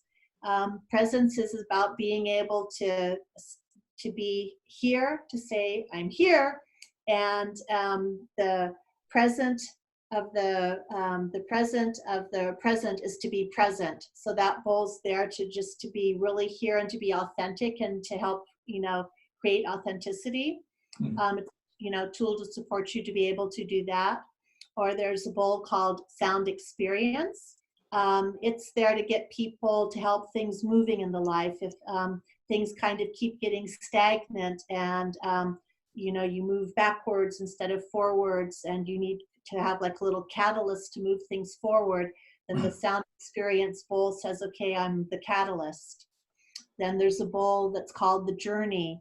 It's there, you know, to help you move on your spiritual fields, to take the journey of life and make something out of it, make it special for yourself.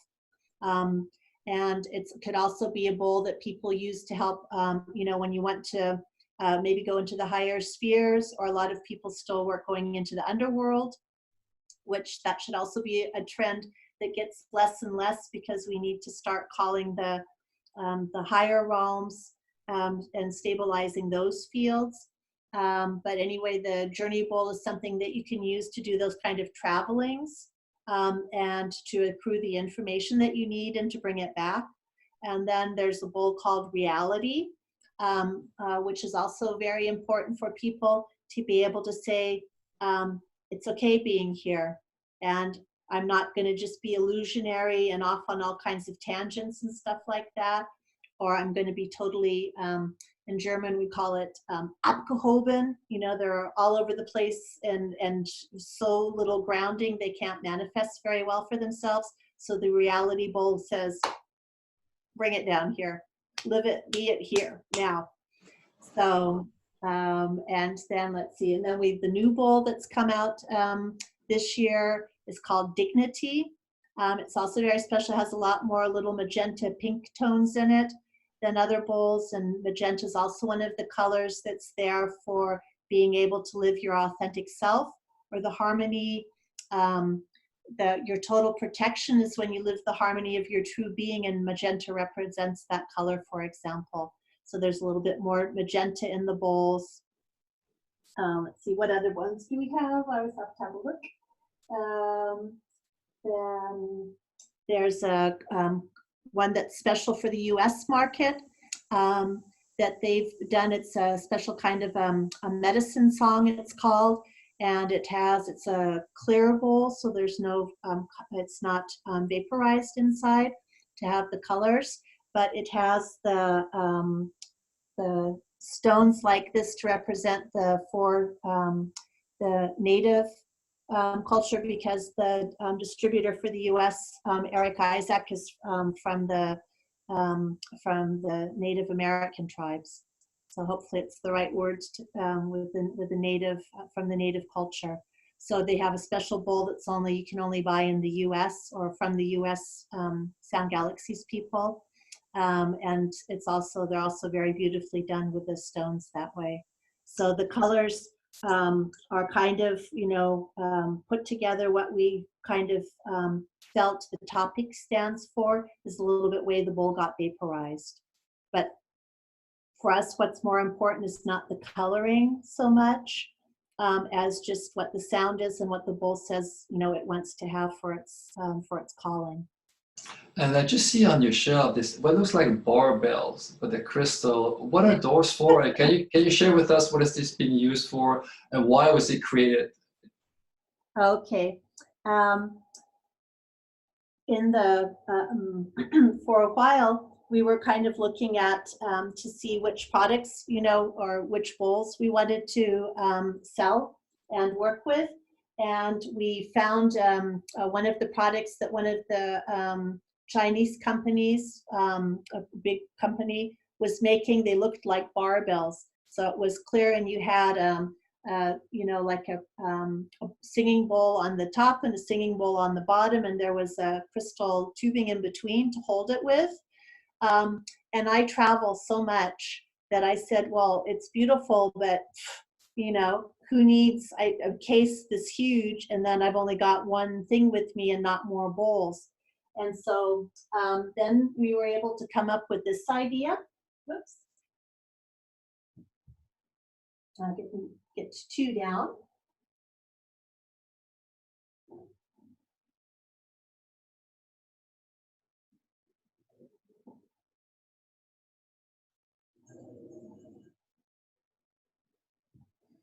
So what you can do is, this is put together inside, and there's a hole in the bottom of the bowl, and the hole makes no difference to the sound quality.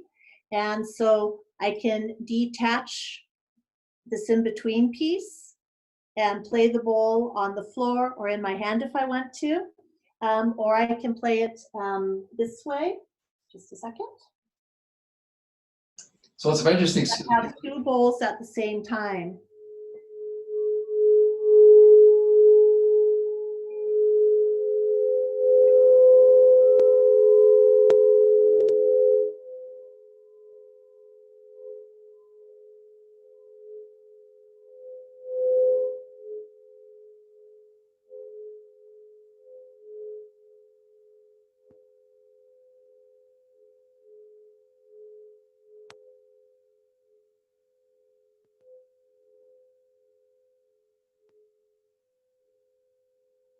And so when I move them around, the tones mix and mesh totally differently.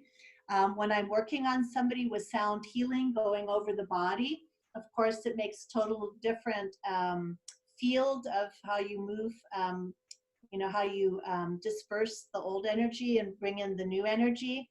I always like them that they sound good together, but if you wanted to do something to, have an edge to it so that people release differently, then you can put two together that don't quite match from the harmonics. But I love it just doing this way, and the more you turn it sometimes, then the energy just takes off on its own, and it keeps singing because it's being moved. And so what's really neat is that you can, just start with like one bowl. It's only done with a 16 or 18 centimeter bowl so that the bottom stays stable. So when I travel, I can take, the big double thing off, or take this one off and put it in, I can put a 20 bowl, an 18 and a 16, and I've got 3 bowls I always have in my hand luggage when I fly. So, and I know the bowls are safe and protected. And then I can play it just on the stick because, and I'm never sure how good the quality sounds when you play it through the computer.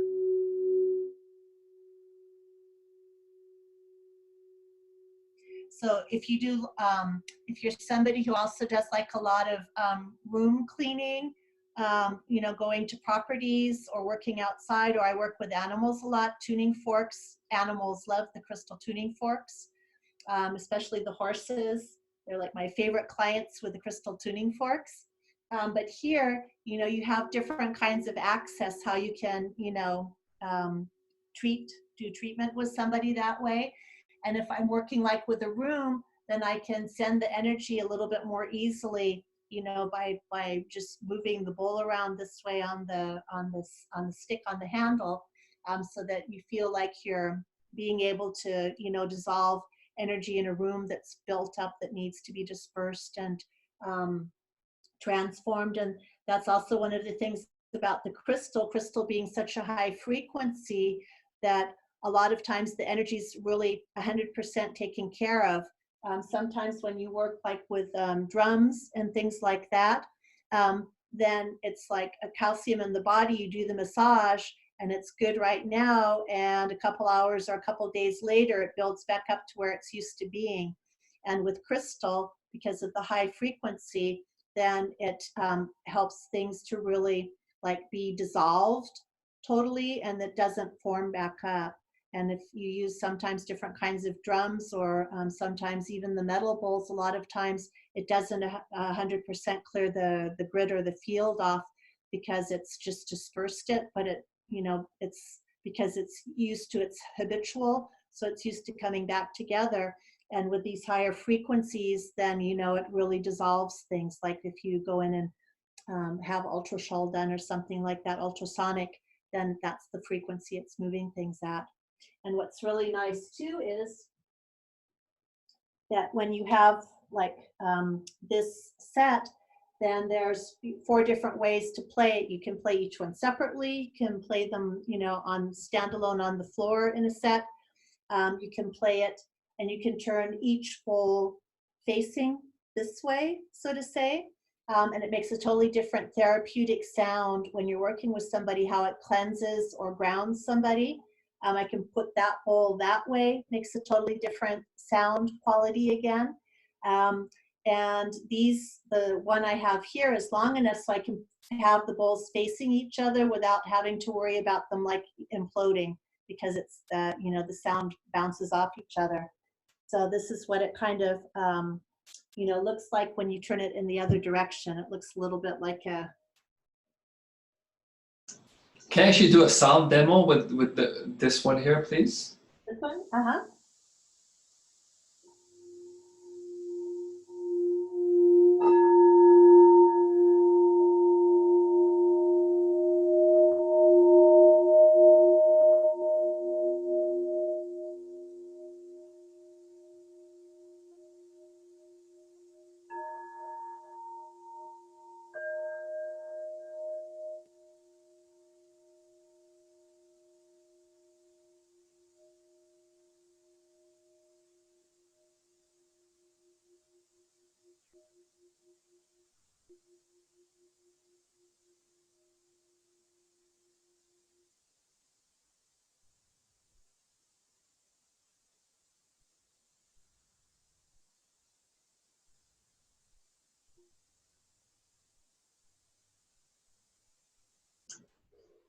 Can you still hear it?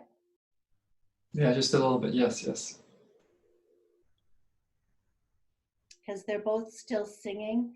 And a lot of times when it goes into the non-hearable reach, the frequency is even higher. So it's still doing its thing, but it's still here.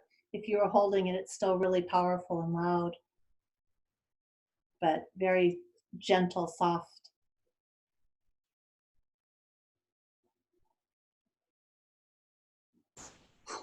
So that's also something special that SoundGalaxies has, that up until now, there's nobody else who's been making them that way. When you have the normal practitioners, because this kind of concept this way is called practitioner. I think from the English word, that when you're the healer, so to say, you're a practitioner. So that's why these were called practitioners originally. So it's a really special way to be able to facilitate the energy, moving, and to be able to do it in all different kinds of directions. Because also, like with these, then it's really easy for me to have, to have somebody's foot. I can, when they're lying on the massage table, then I can, put it in. I can put their hands in it this way. When they're laying there, it's just more convenient for the person who's getting the treatment then to be able to lay there, and you can do it. And also there's vibration also goes through the what you're holding, so you can also theoretically hold it on somebody too, and then you have the vibration going through that way as well. You can actually put it on if someone's laying on a massage table, you can put over the head also, right? Getting yeah, it's too small, it's not, they're too small, but you can hold it really close to the head and move it that way. And also when somebody's sitting, you can also do it, and you can roll it like this, and you can also use it with your voice and have your voice rolling over the singing bowl as well. So there's lots of different ways to be able to use it as a super good tool. And what's just neat is that, when you take it off the stick here, then it's really easy to pack in a normal case, and to take it with you. You don't have to have a huge case where you just get one bowl in it. So that's one of the nice aspects to that way. And Lysa, can you share some experience that you have with some of your clients using the dumbbell singing bowl approach compared to the traditional bowl? What different experiences your clients have had when you use a dumbbell approach versus use a single bowl? Have you noticed something different?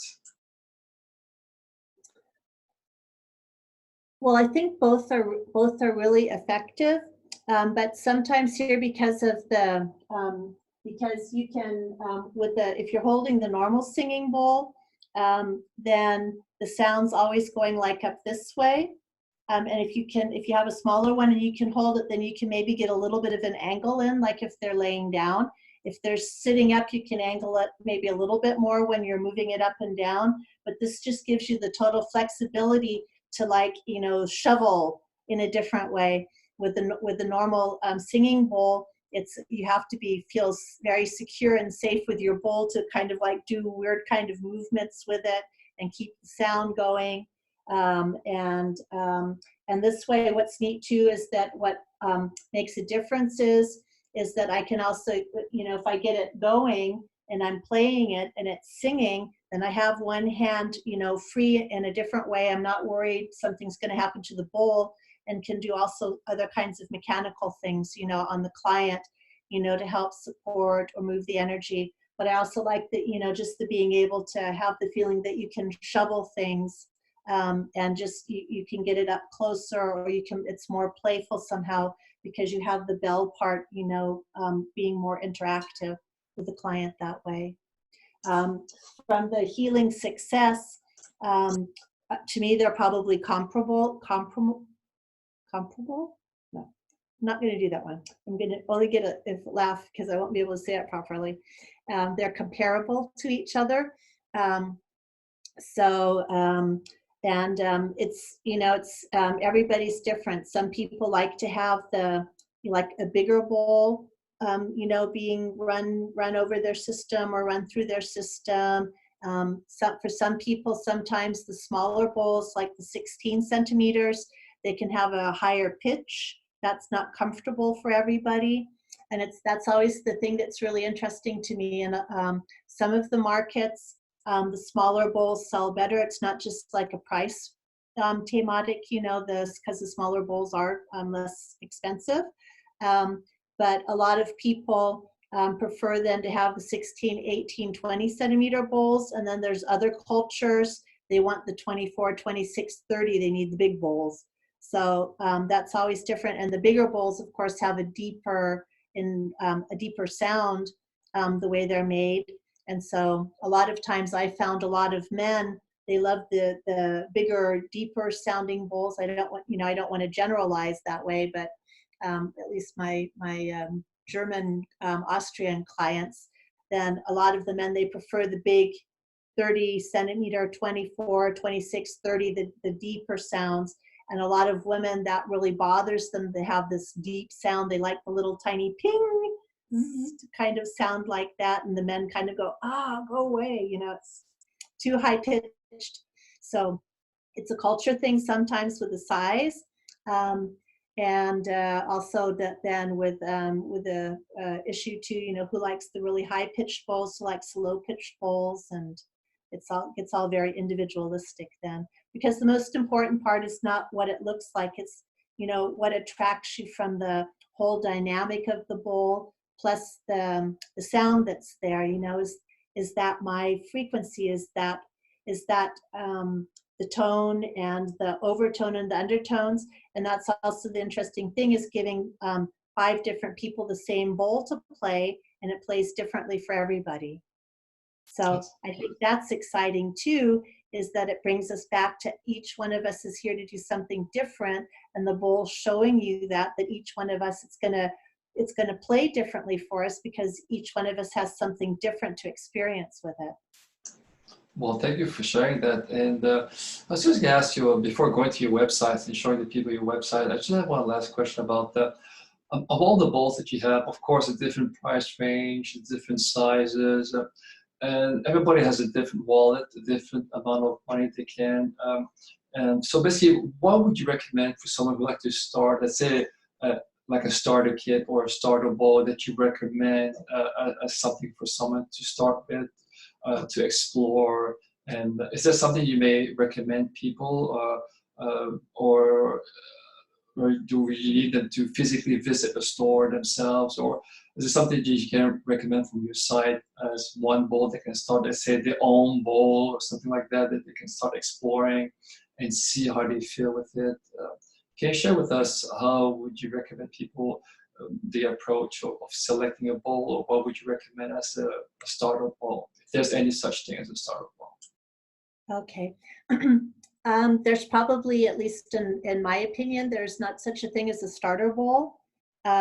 If somebody has you know, if it's a piggy bank problem, which is what I always call it, you know, how much is in your piggy bank right now, and what have you saved up for? What is your possibility? And maybe I'm a bad salesperson this way, but I know there's company and people out there that rather the people can afford it right now or not, then they always try to sell them 3 or 5 bowls. I mean, it sounds really wonderful if you can do that. And they also provide maybe the possibility for taking out a loan to be able to finance the bowls.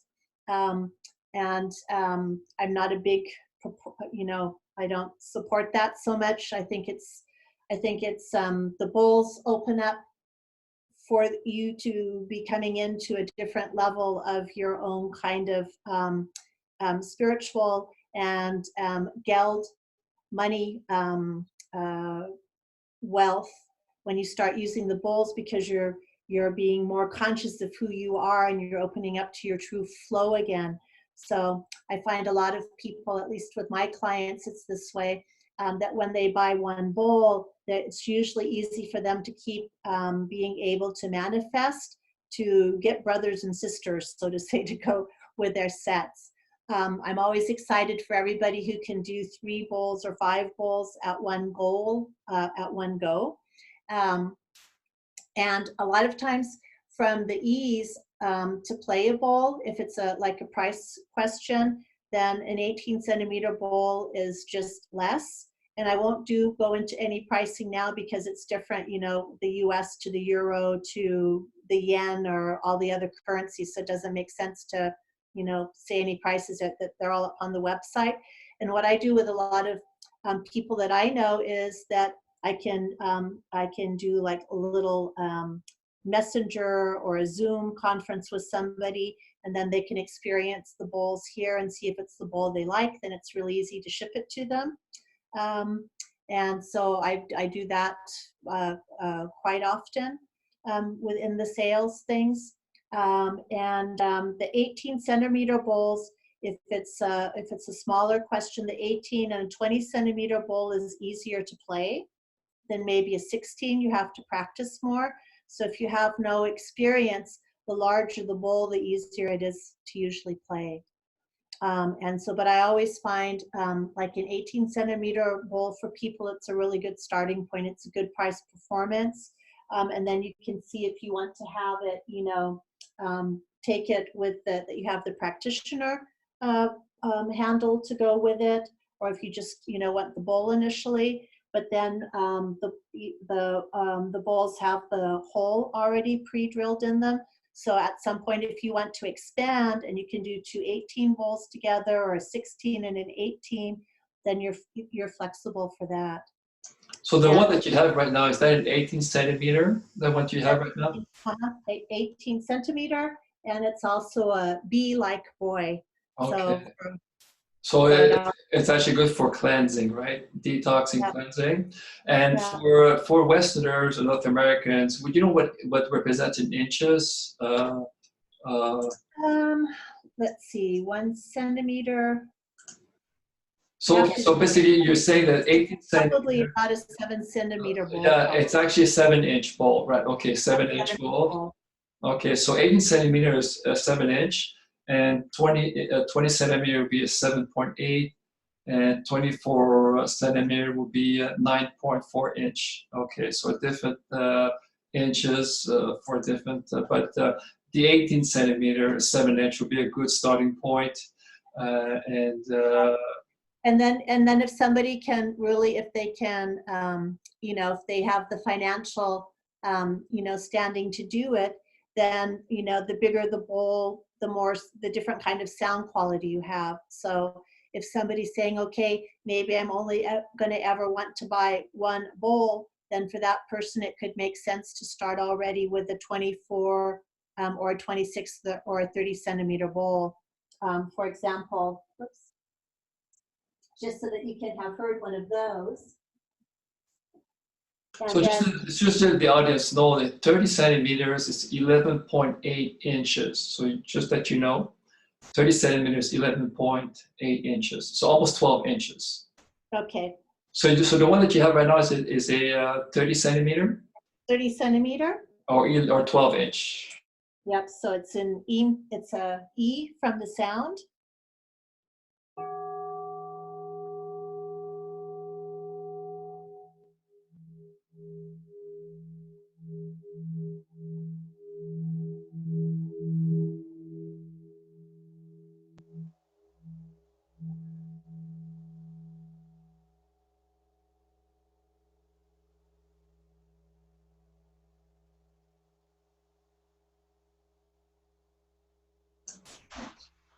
So you do with a mallet. Is it different with a mallet than using a? Yep. Oops. Have to see. Might jump a little bit.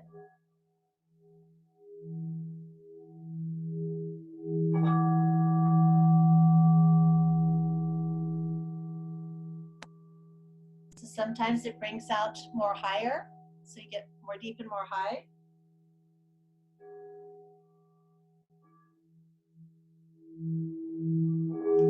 It also makes a difference if you play more high or more low. I don't know how nice it sounds. Here it's beautiful.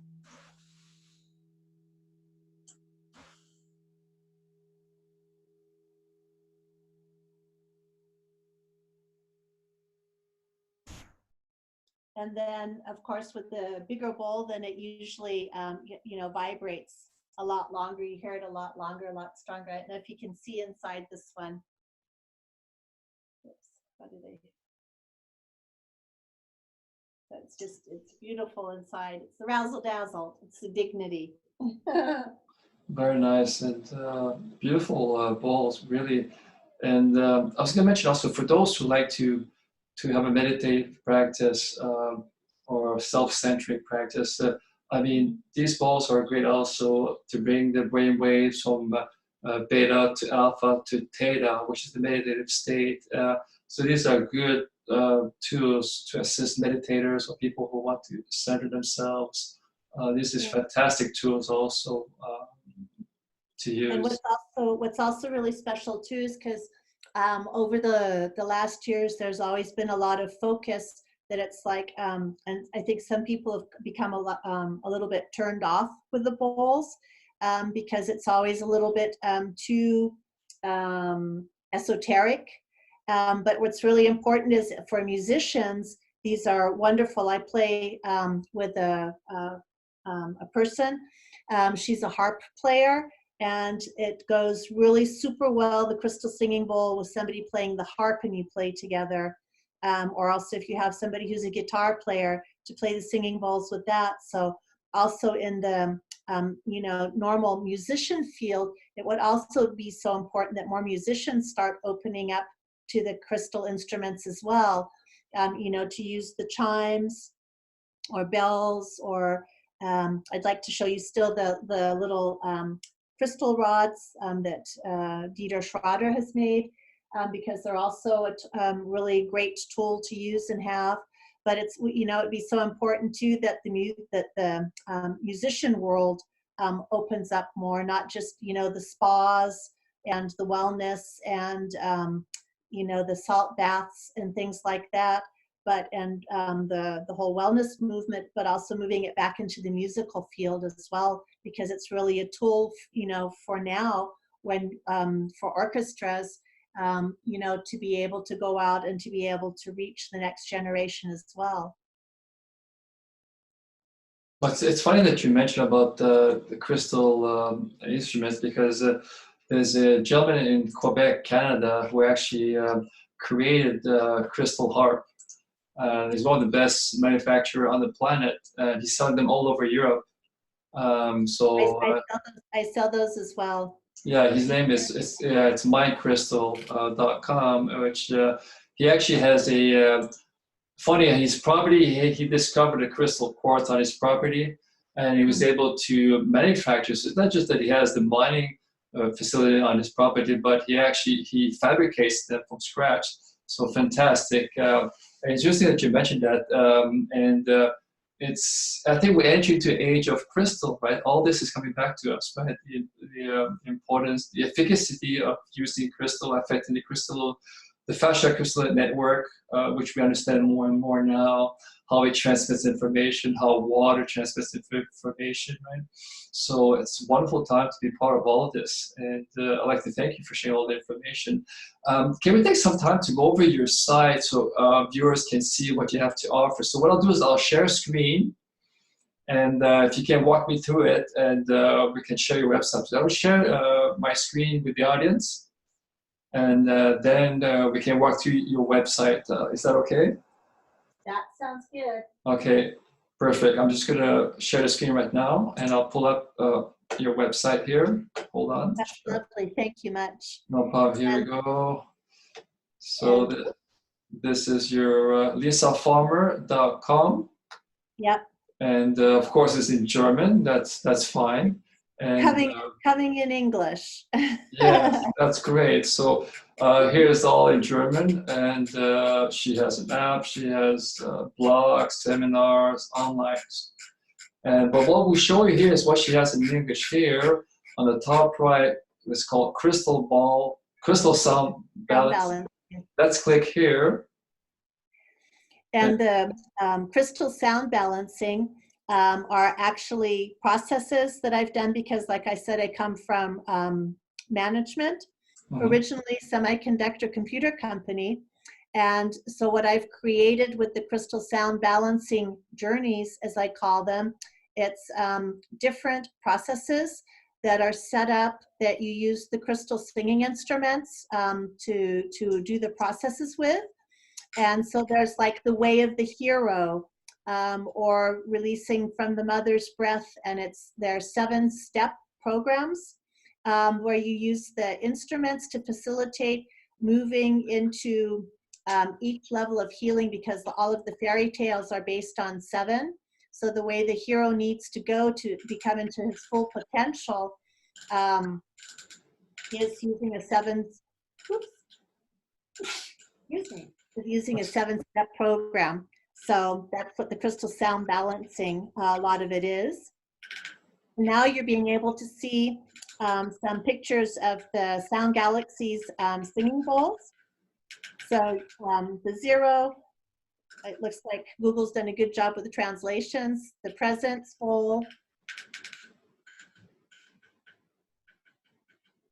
And then the loop is a very beautiful bowl for people who want also this higher quality of spiritual energy, because it helps people stop turning around in a circle, and it helps move them into their own natural organic spiral energy.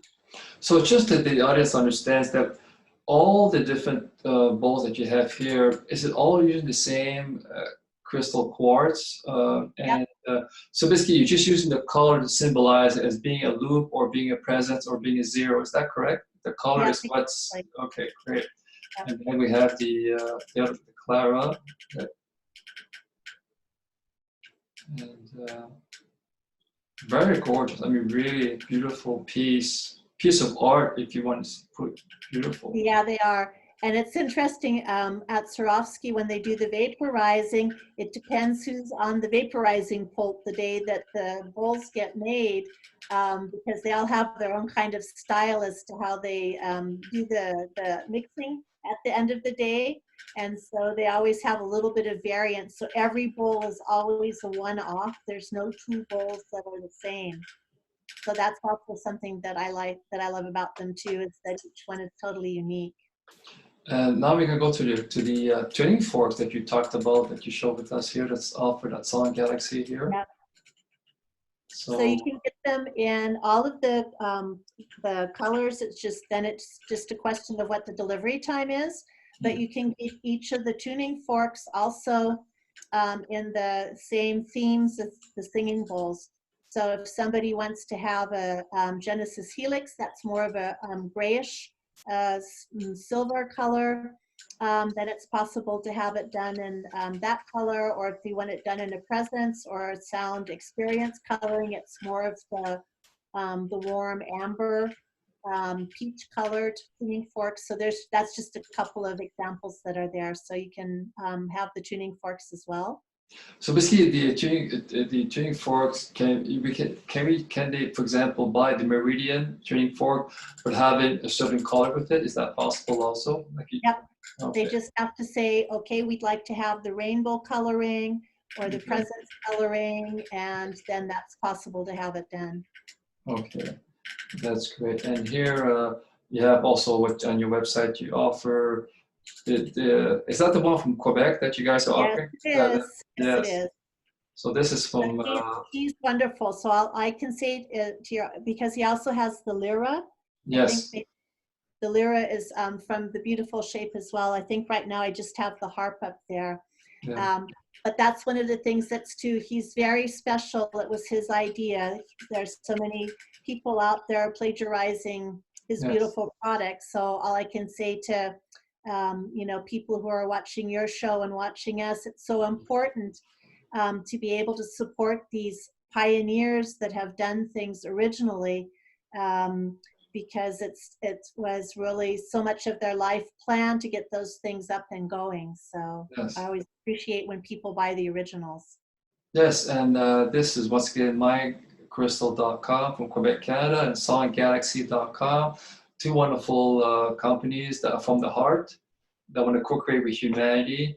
So if you guys, it would be a nice place to get the crystal harp, or singing bowls, or crystal tuning forks at SoundGalaxies.com or My Crystal, or even here at the website you can obtain here if you're in Europe.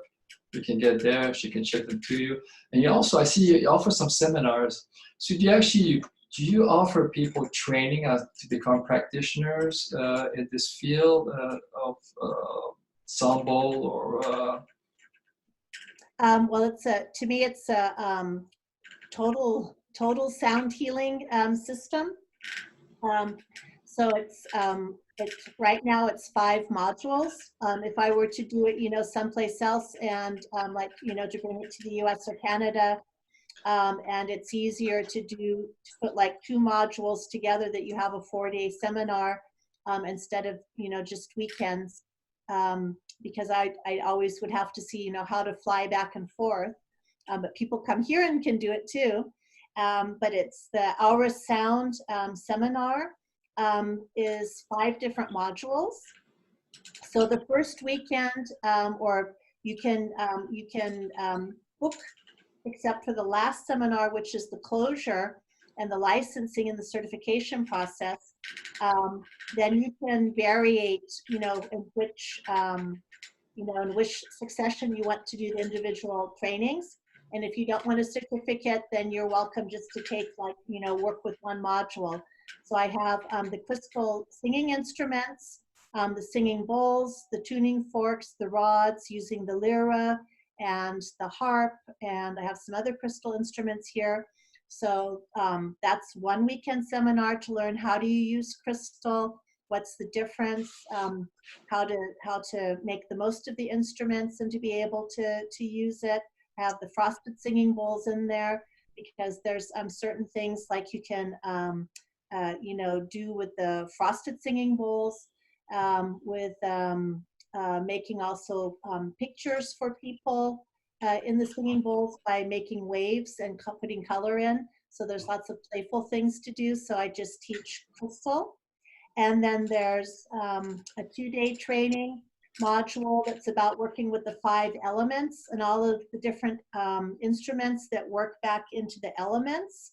But also each of the singing bowls also represents a different element. You know, if I want something earthy, then it's the Genesis helix.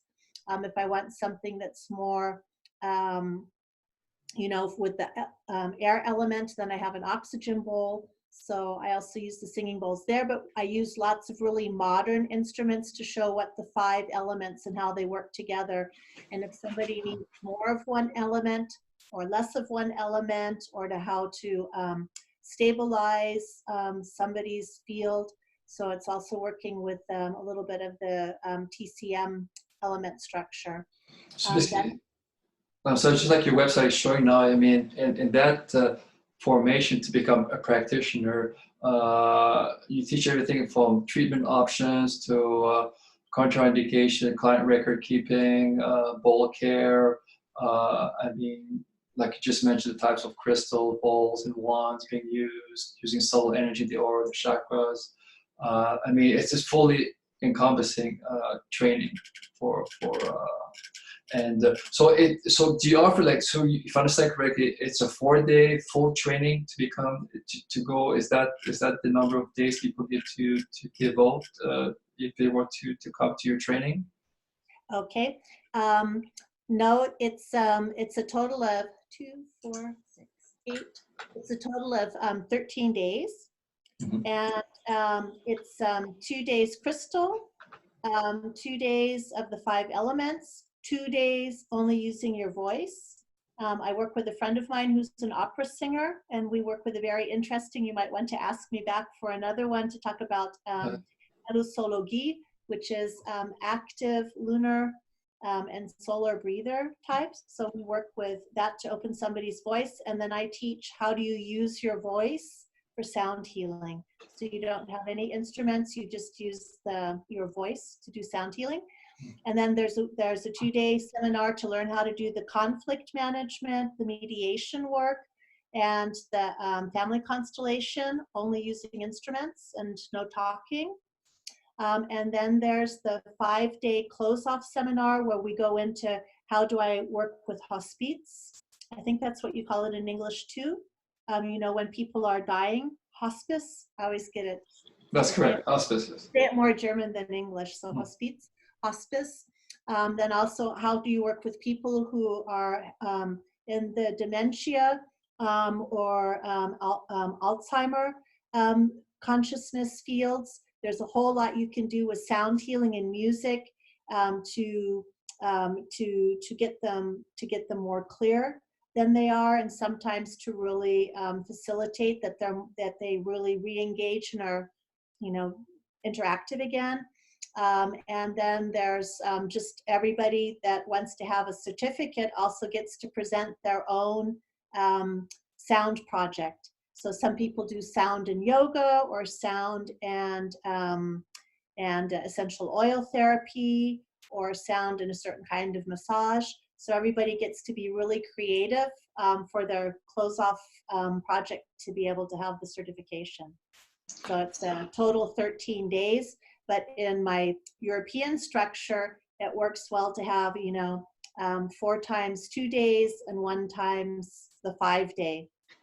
But I was going to say, it's something that you may probably try to offer a difference, because I think for most people traveling, it's a big cost also traveling from one continent to another, and then the lodging aspect and food aspect. Is it possible in a future training that you may offer, like maybe 2 modules and having them just travel twice, or maybe come to North America and offer? Is that a possibility in the future that you may probably offer as this gets more and more popular, people start to understand the benefits of becoming a sound healing practitioner using sound balls? Is that something you foresee maybe in the future, of redesign your curriculum in a sense to so we can reach more people, have more practitioners to be of service to humanity? Yep, I'm working on that right now, but it's also, you know, it would be really wonderful if there's, you know, people listening who say they could like host me.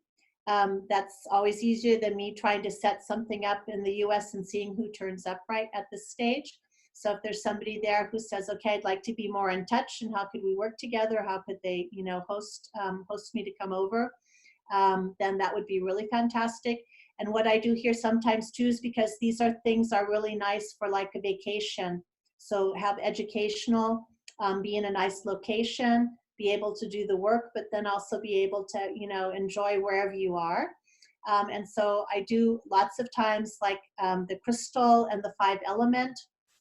So I do it 4 days so that, you know, people have just one travel that way. The voice and the mediation works really good together, or voice and crystal works really good together. So it's possible, you know, to put things together a little bit so that not everybody, so that we don't all have that much traveling, that it's more compact.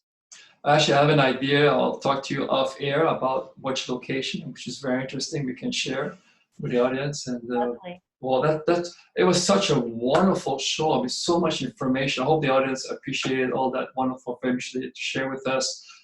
Just before leaving, do you have anything that you'd like to share with the audience that we haven't covered that you'd like to share, or a closing statement before we leave? Okay, well, if it's possible, because it's something that I'm really excited about, because it's also the person who makes the tuning forks for me right now. And he's also the one who's been importing the products from Quebec so that they're available here in Europe. And he also, he was the original one to make the little crystal pyramids. And unfortunately, his patent got stolen and misused. But he's also very creative. And what he's come up with is, it's made with one of the oldest woods. And it's all handmade. And he has 3 different variations, and they're called crystal singing rods. They're also up on my website, and they're also lovely.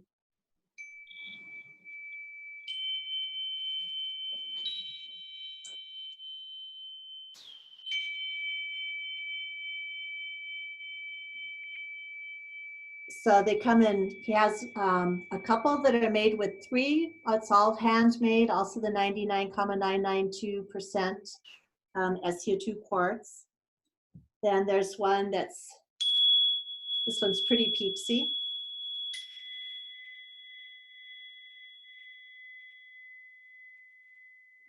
And there's another one that I had a seminar at the weekend, so I'm sold out of them. It's for the binaural. So he also has one that's 432 and 442 hertz in the same setting. So that also helps to get people really back in shape really quickly. And then he has ones that are done with the tone scale. And also, again, he does work with planetary tones. So I don't know how well you hear it, but they're very nice too when I travel because they're so tiny. You know, you always have one in the glove compartment or in your purse. They work really well. And these are available on your website, right? Under the product section, is that correct? Yeah, they should be in the product section. Okay. On the German side, they're there. Okay. I was using them on the English side. Can we just share it with the audience? I'm going to go back on your website just to make sure we can see it. Let's just share the screen here and see if we can locate. And I'm also in the process of having all of the tone tracks loaded. So if you go to products. Yes, and then we're on the products now, tuning forks. And otherwise, if you go to the, maybe take it off English and go back to German. Okay. Yes. And just go and then there's the crystal singing rods. They're over to the left. Okay, so that's where I need to click on? Okay. Okay. Okay, there we go.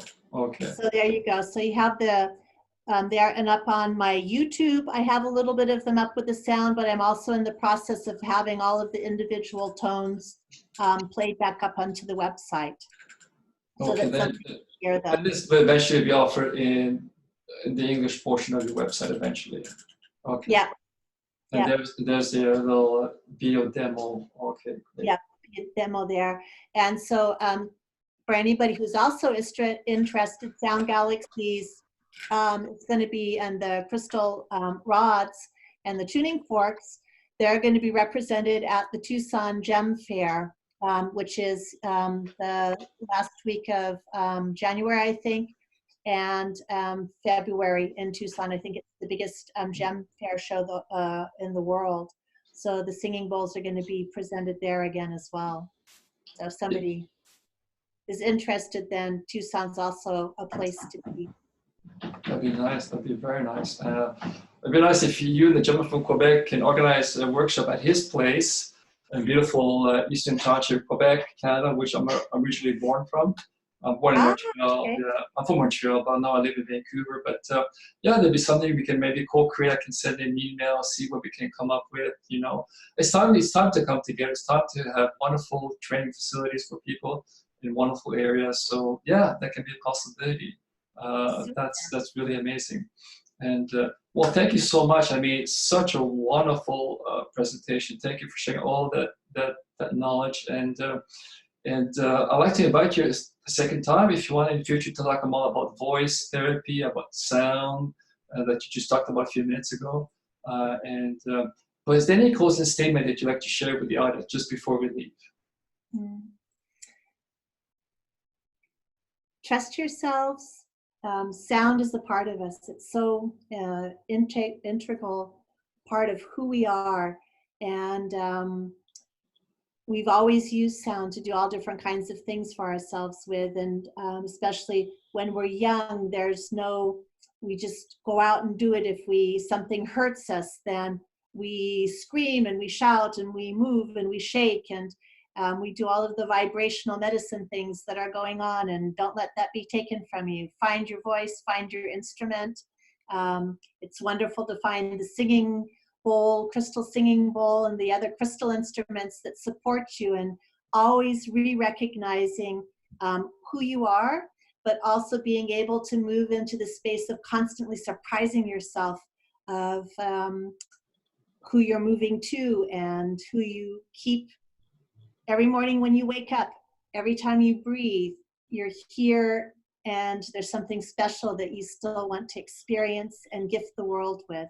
So thank you for letting me into your lives tonight or today, whenever you see this, and the wonderful work with you, Francois. For me, it's so special to be in touch this way, and it's such a special time for all of us. There's so much we can do, and we're here to do it, and we're here to do something that we haven't done before on this planet. And so I'm so looking forward to being together with all of you that are pioneers, and who are willing to take that space and give it soul and depth and feeling and crystallize. And I'm looking forward to being a part of this with all of you that are watching us. Well, that's great. I mean, it's time for us to co-create new ways of doing things on this planet that's never been done. Bringing from the higher realms to the lower realms, and to create reality that we all wish to co-create. So let's continue on this journey. And Lysa Farmer, thank you so much for partaking in this. And I'd like to thank the audience for listening, to share this information. So until next time, I'd like to wish you a beautiful evening, beautiful day, wherever you are. And we'll see you next time. Take care. Thank you so much. Thank you. Bye.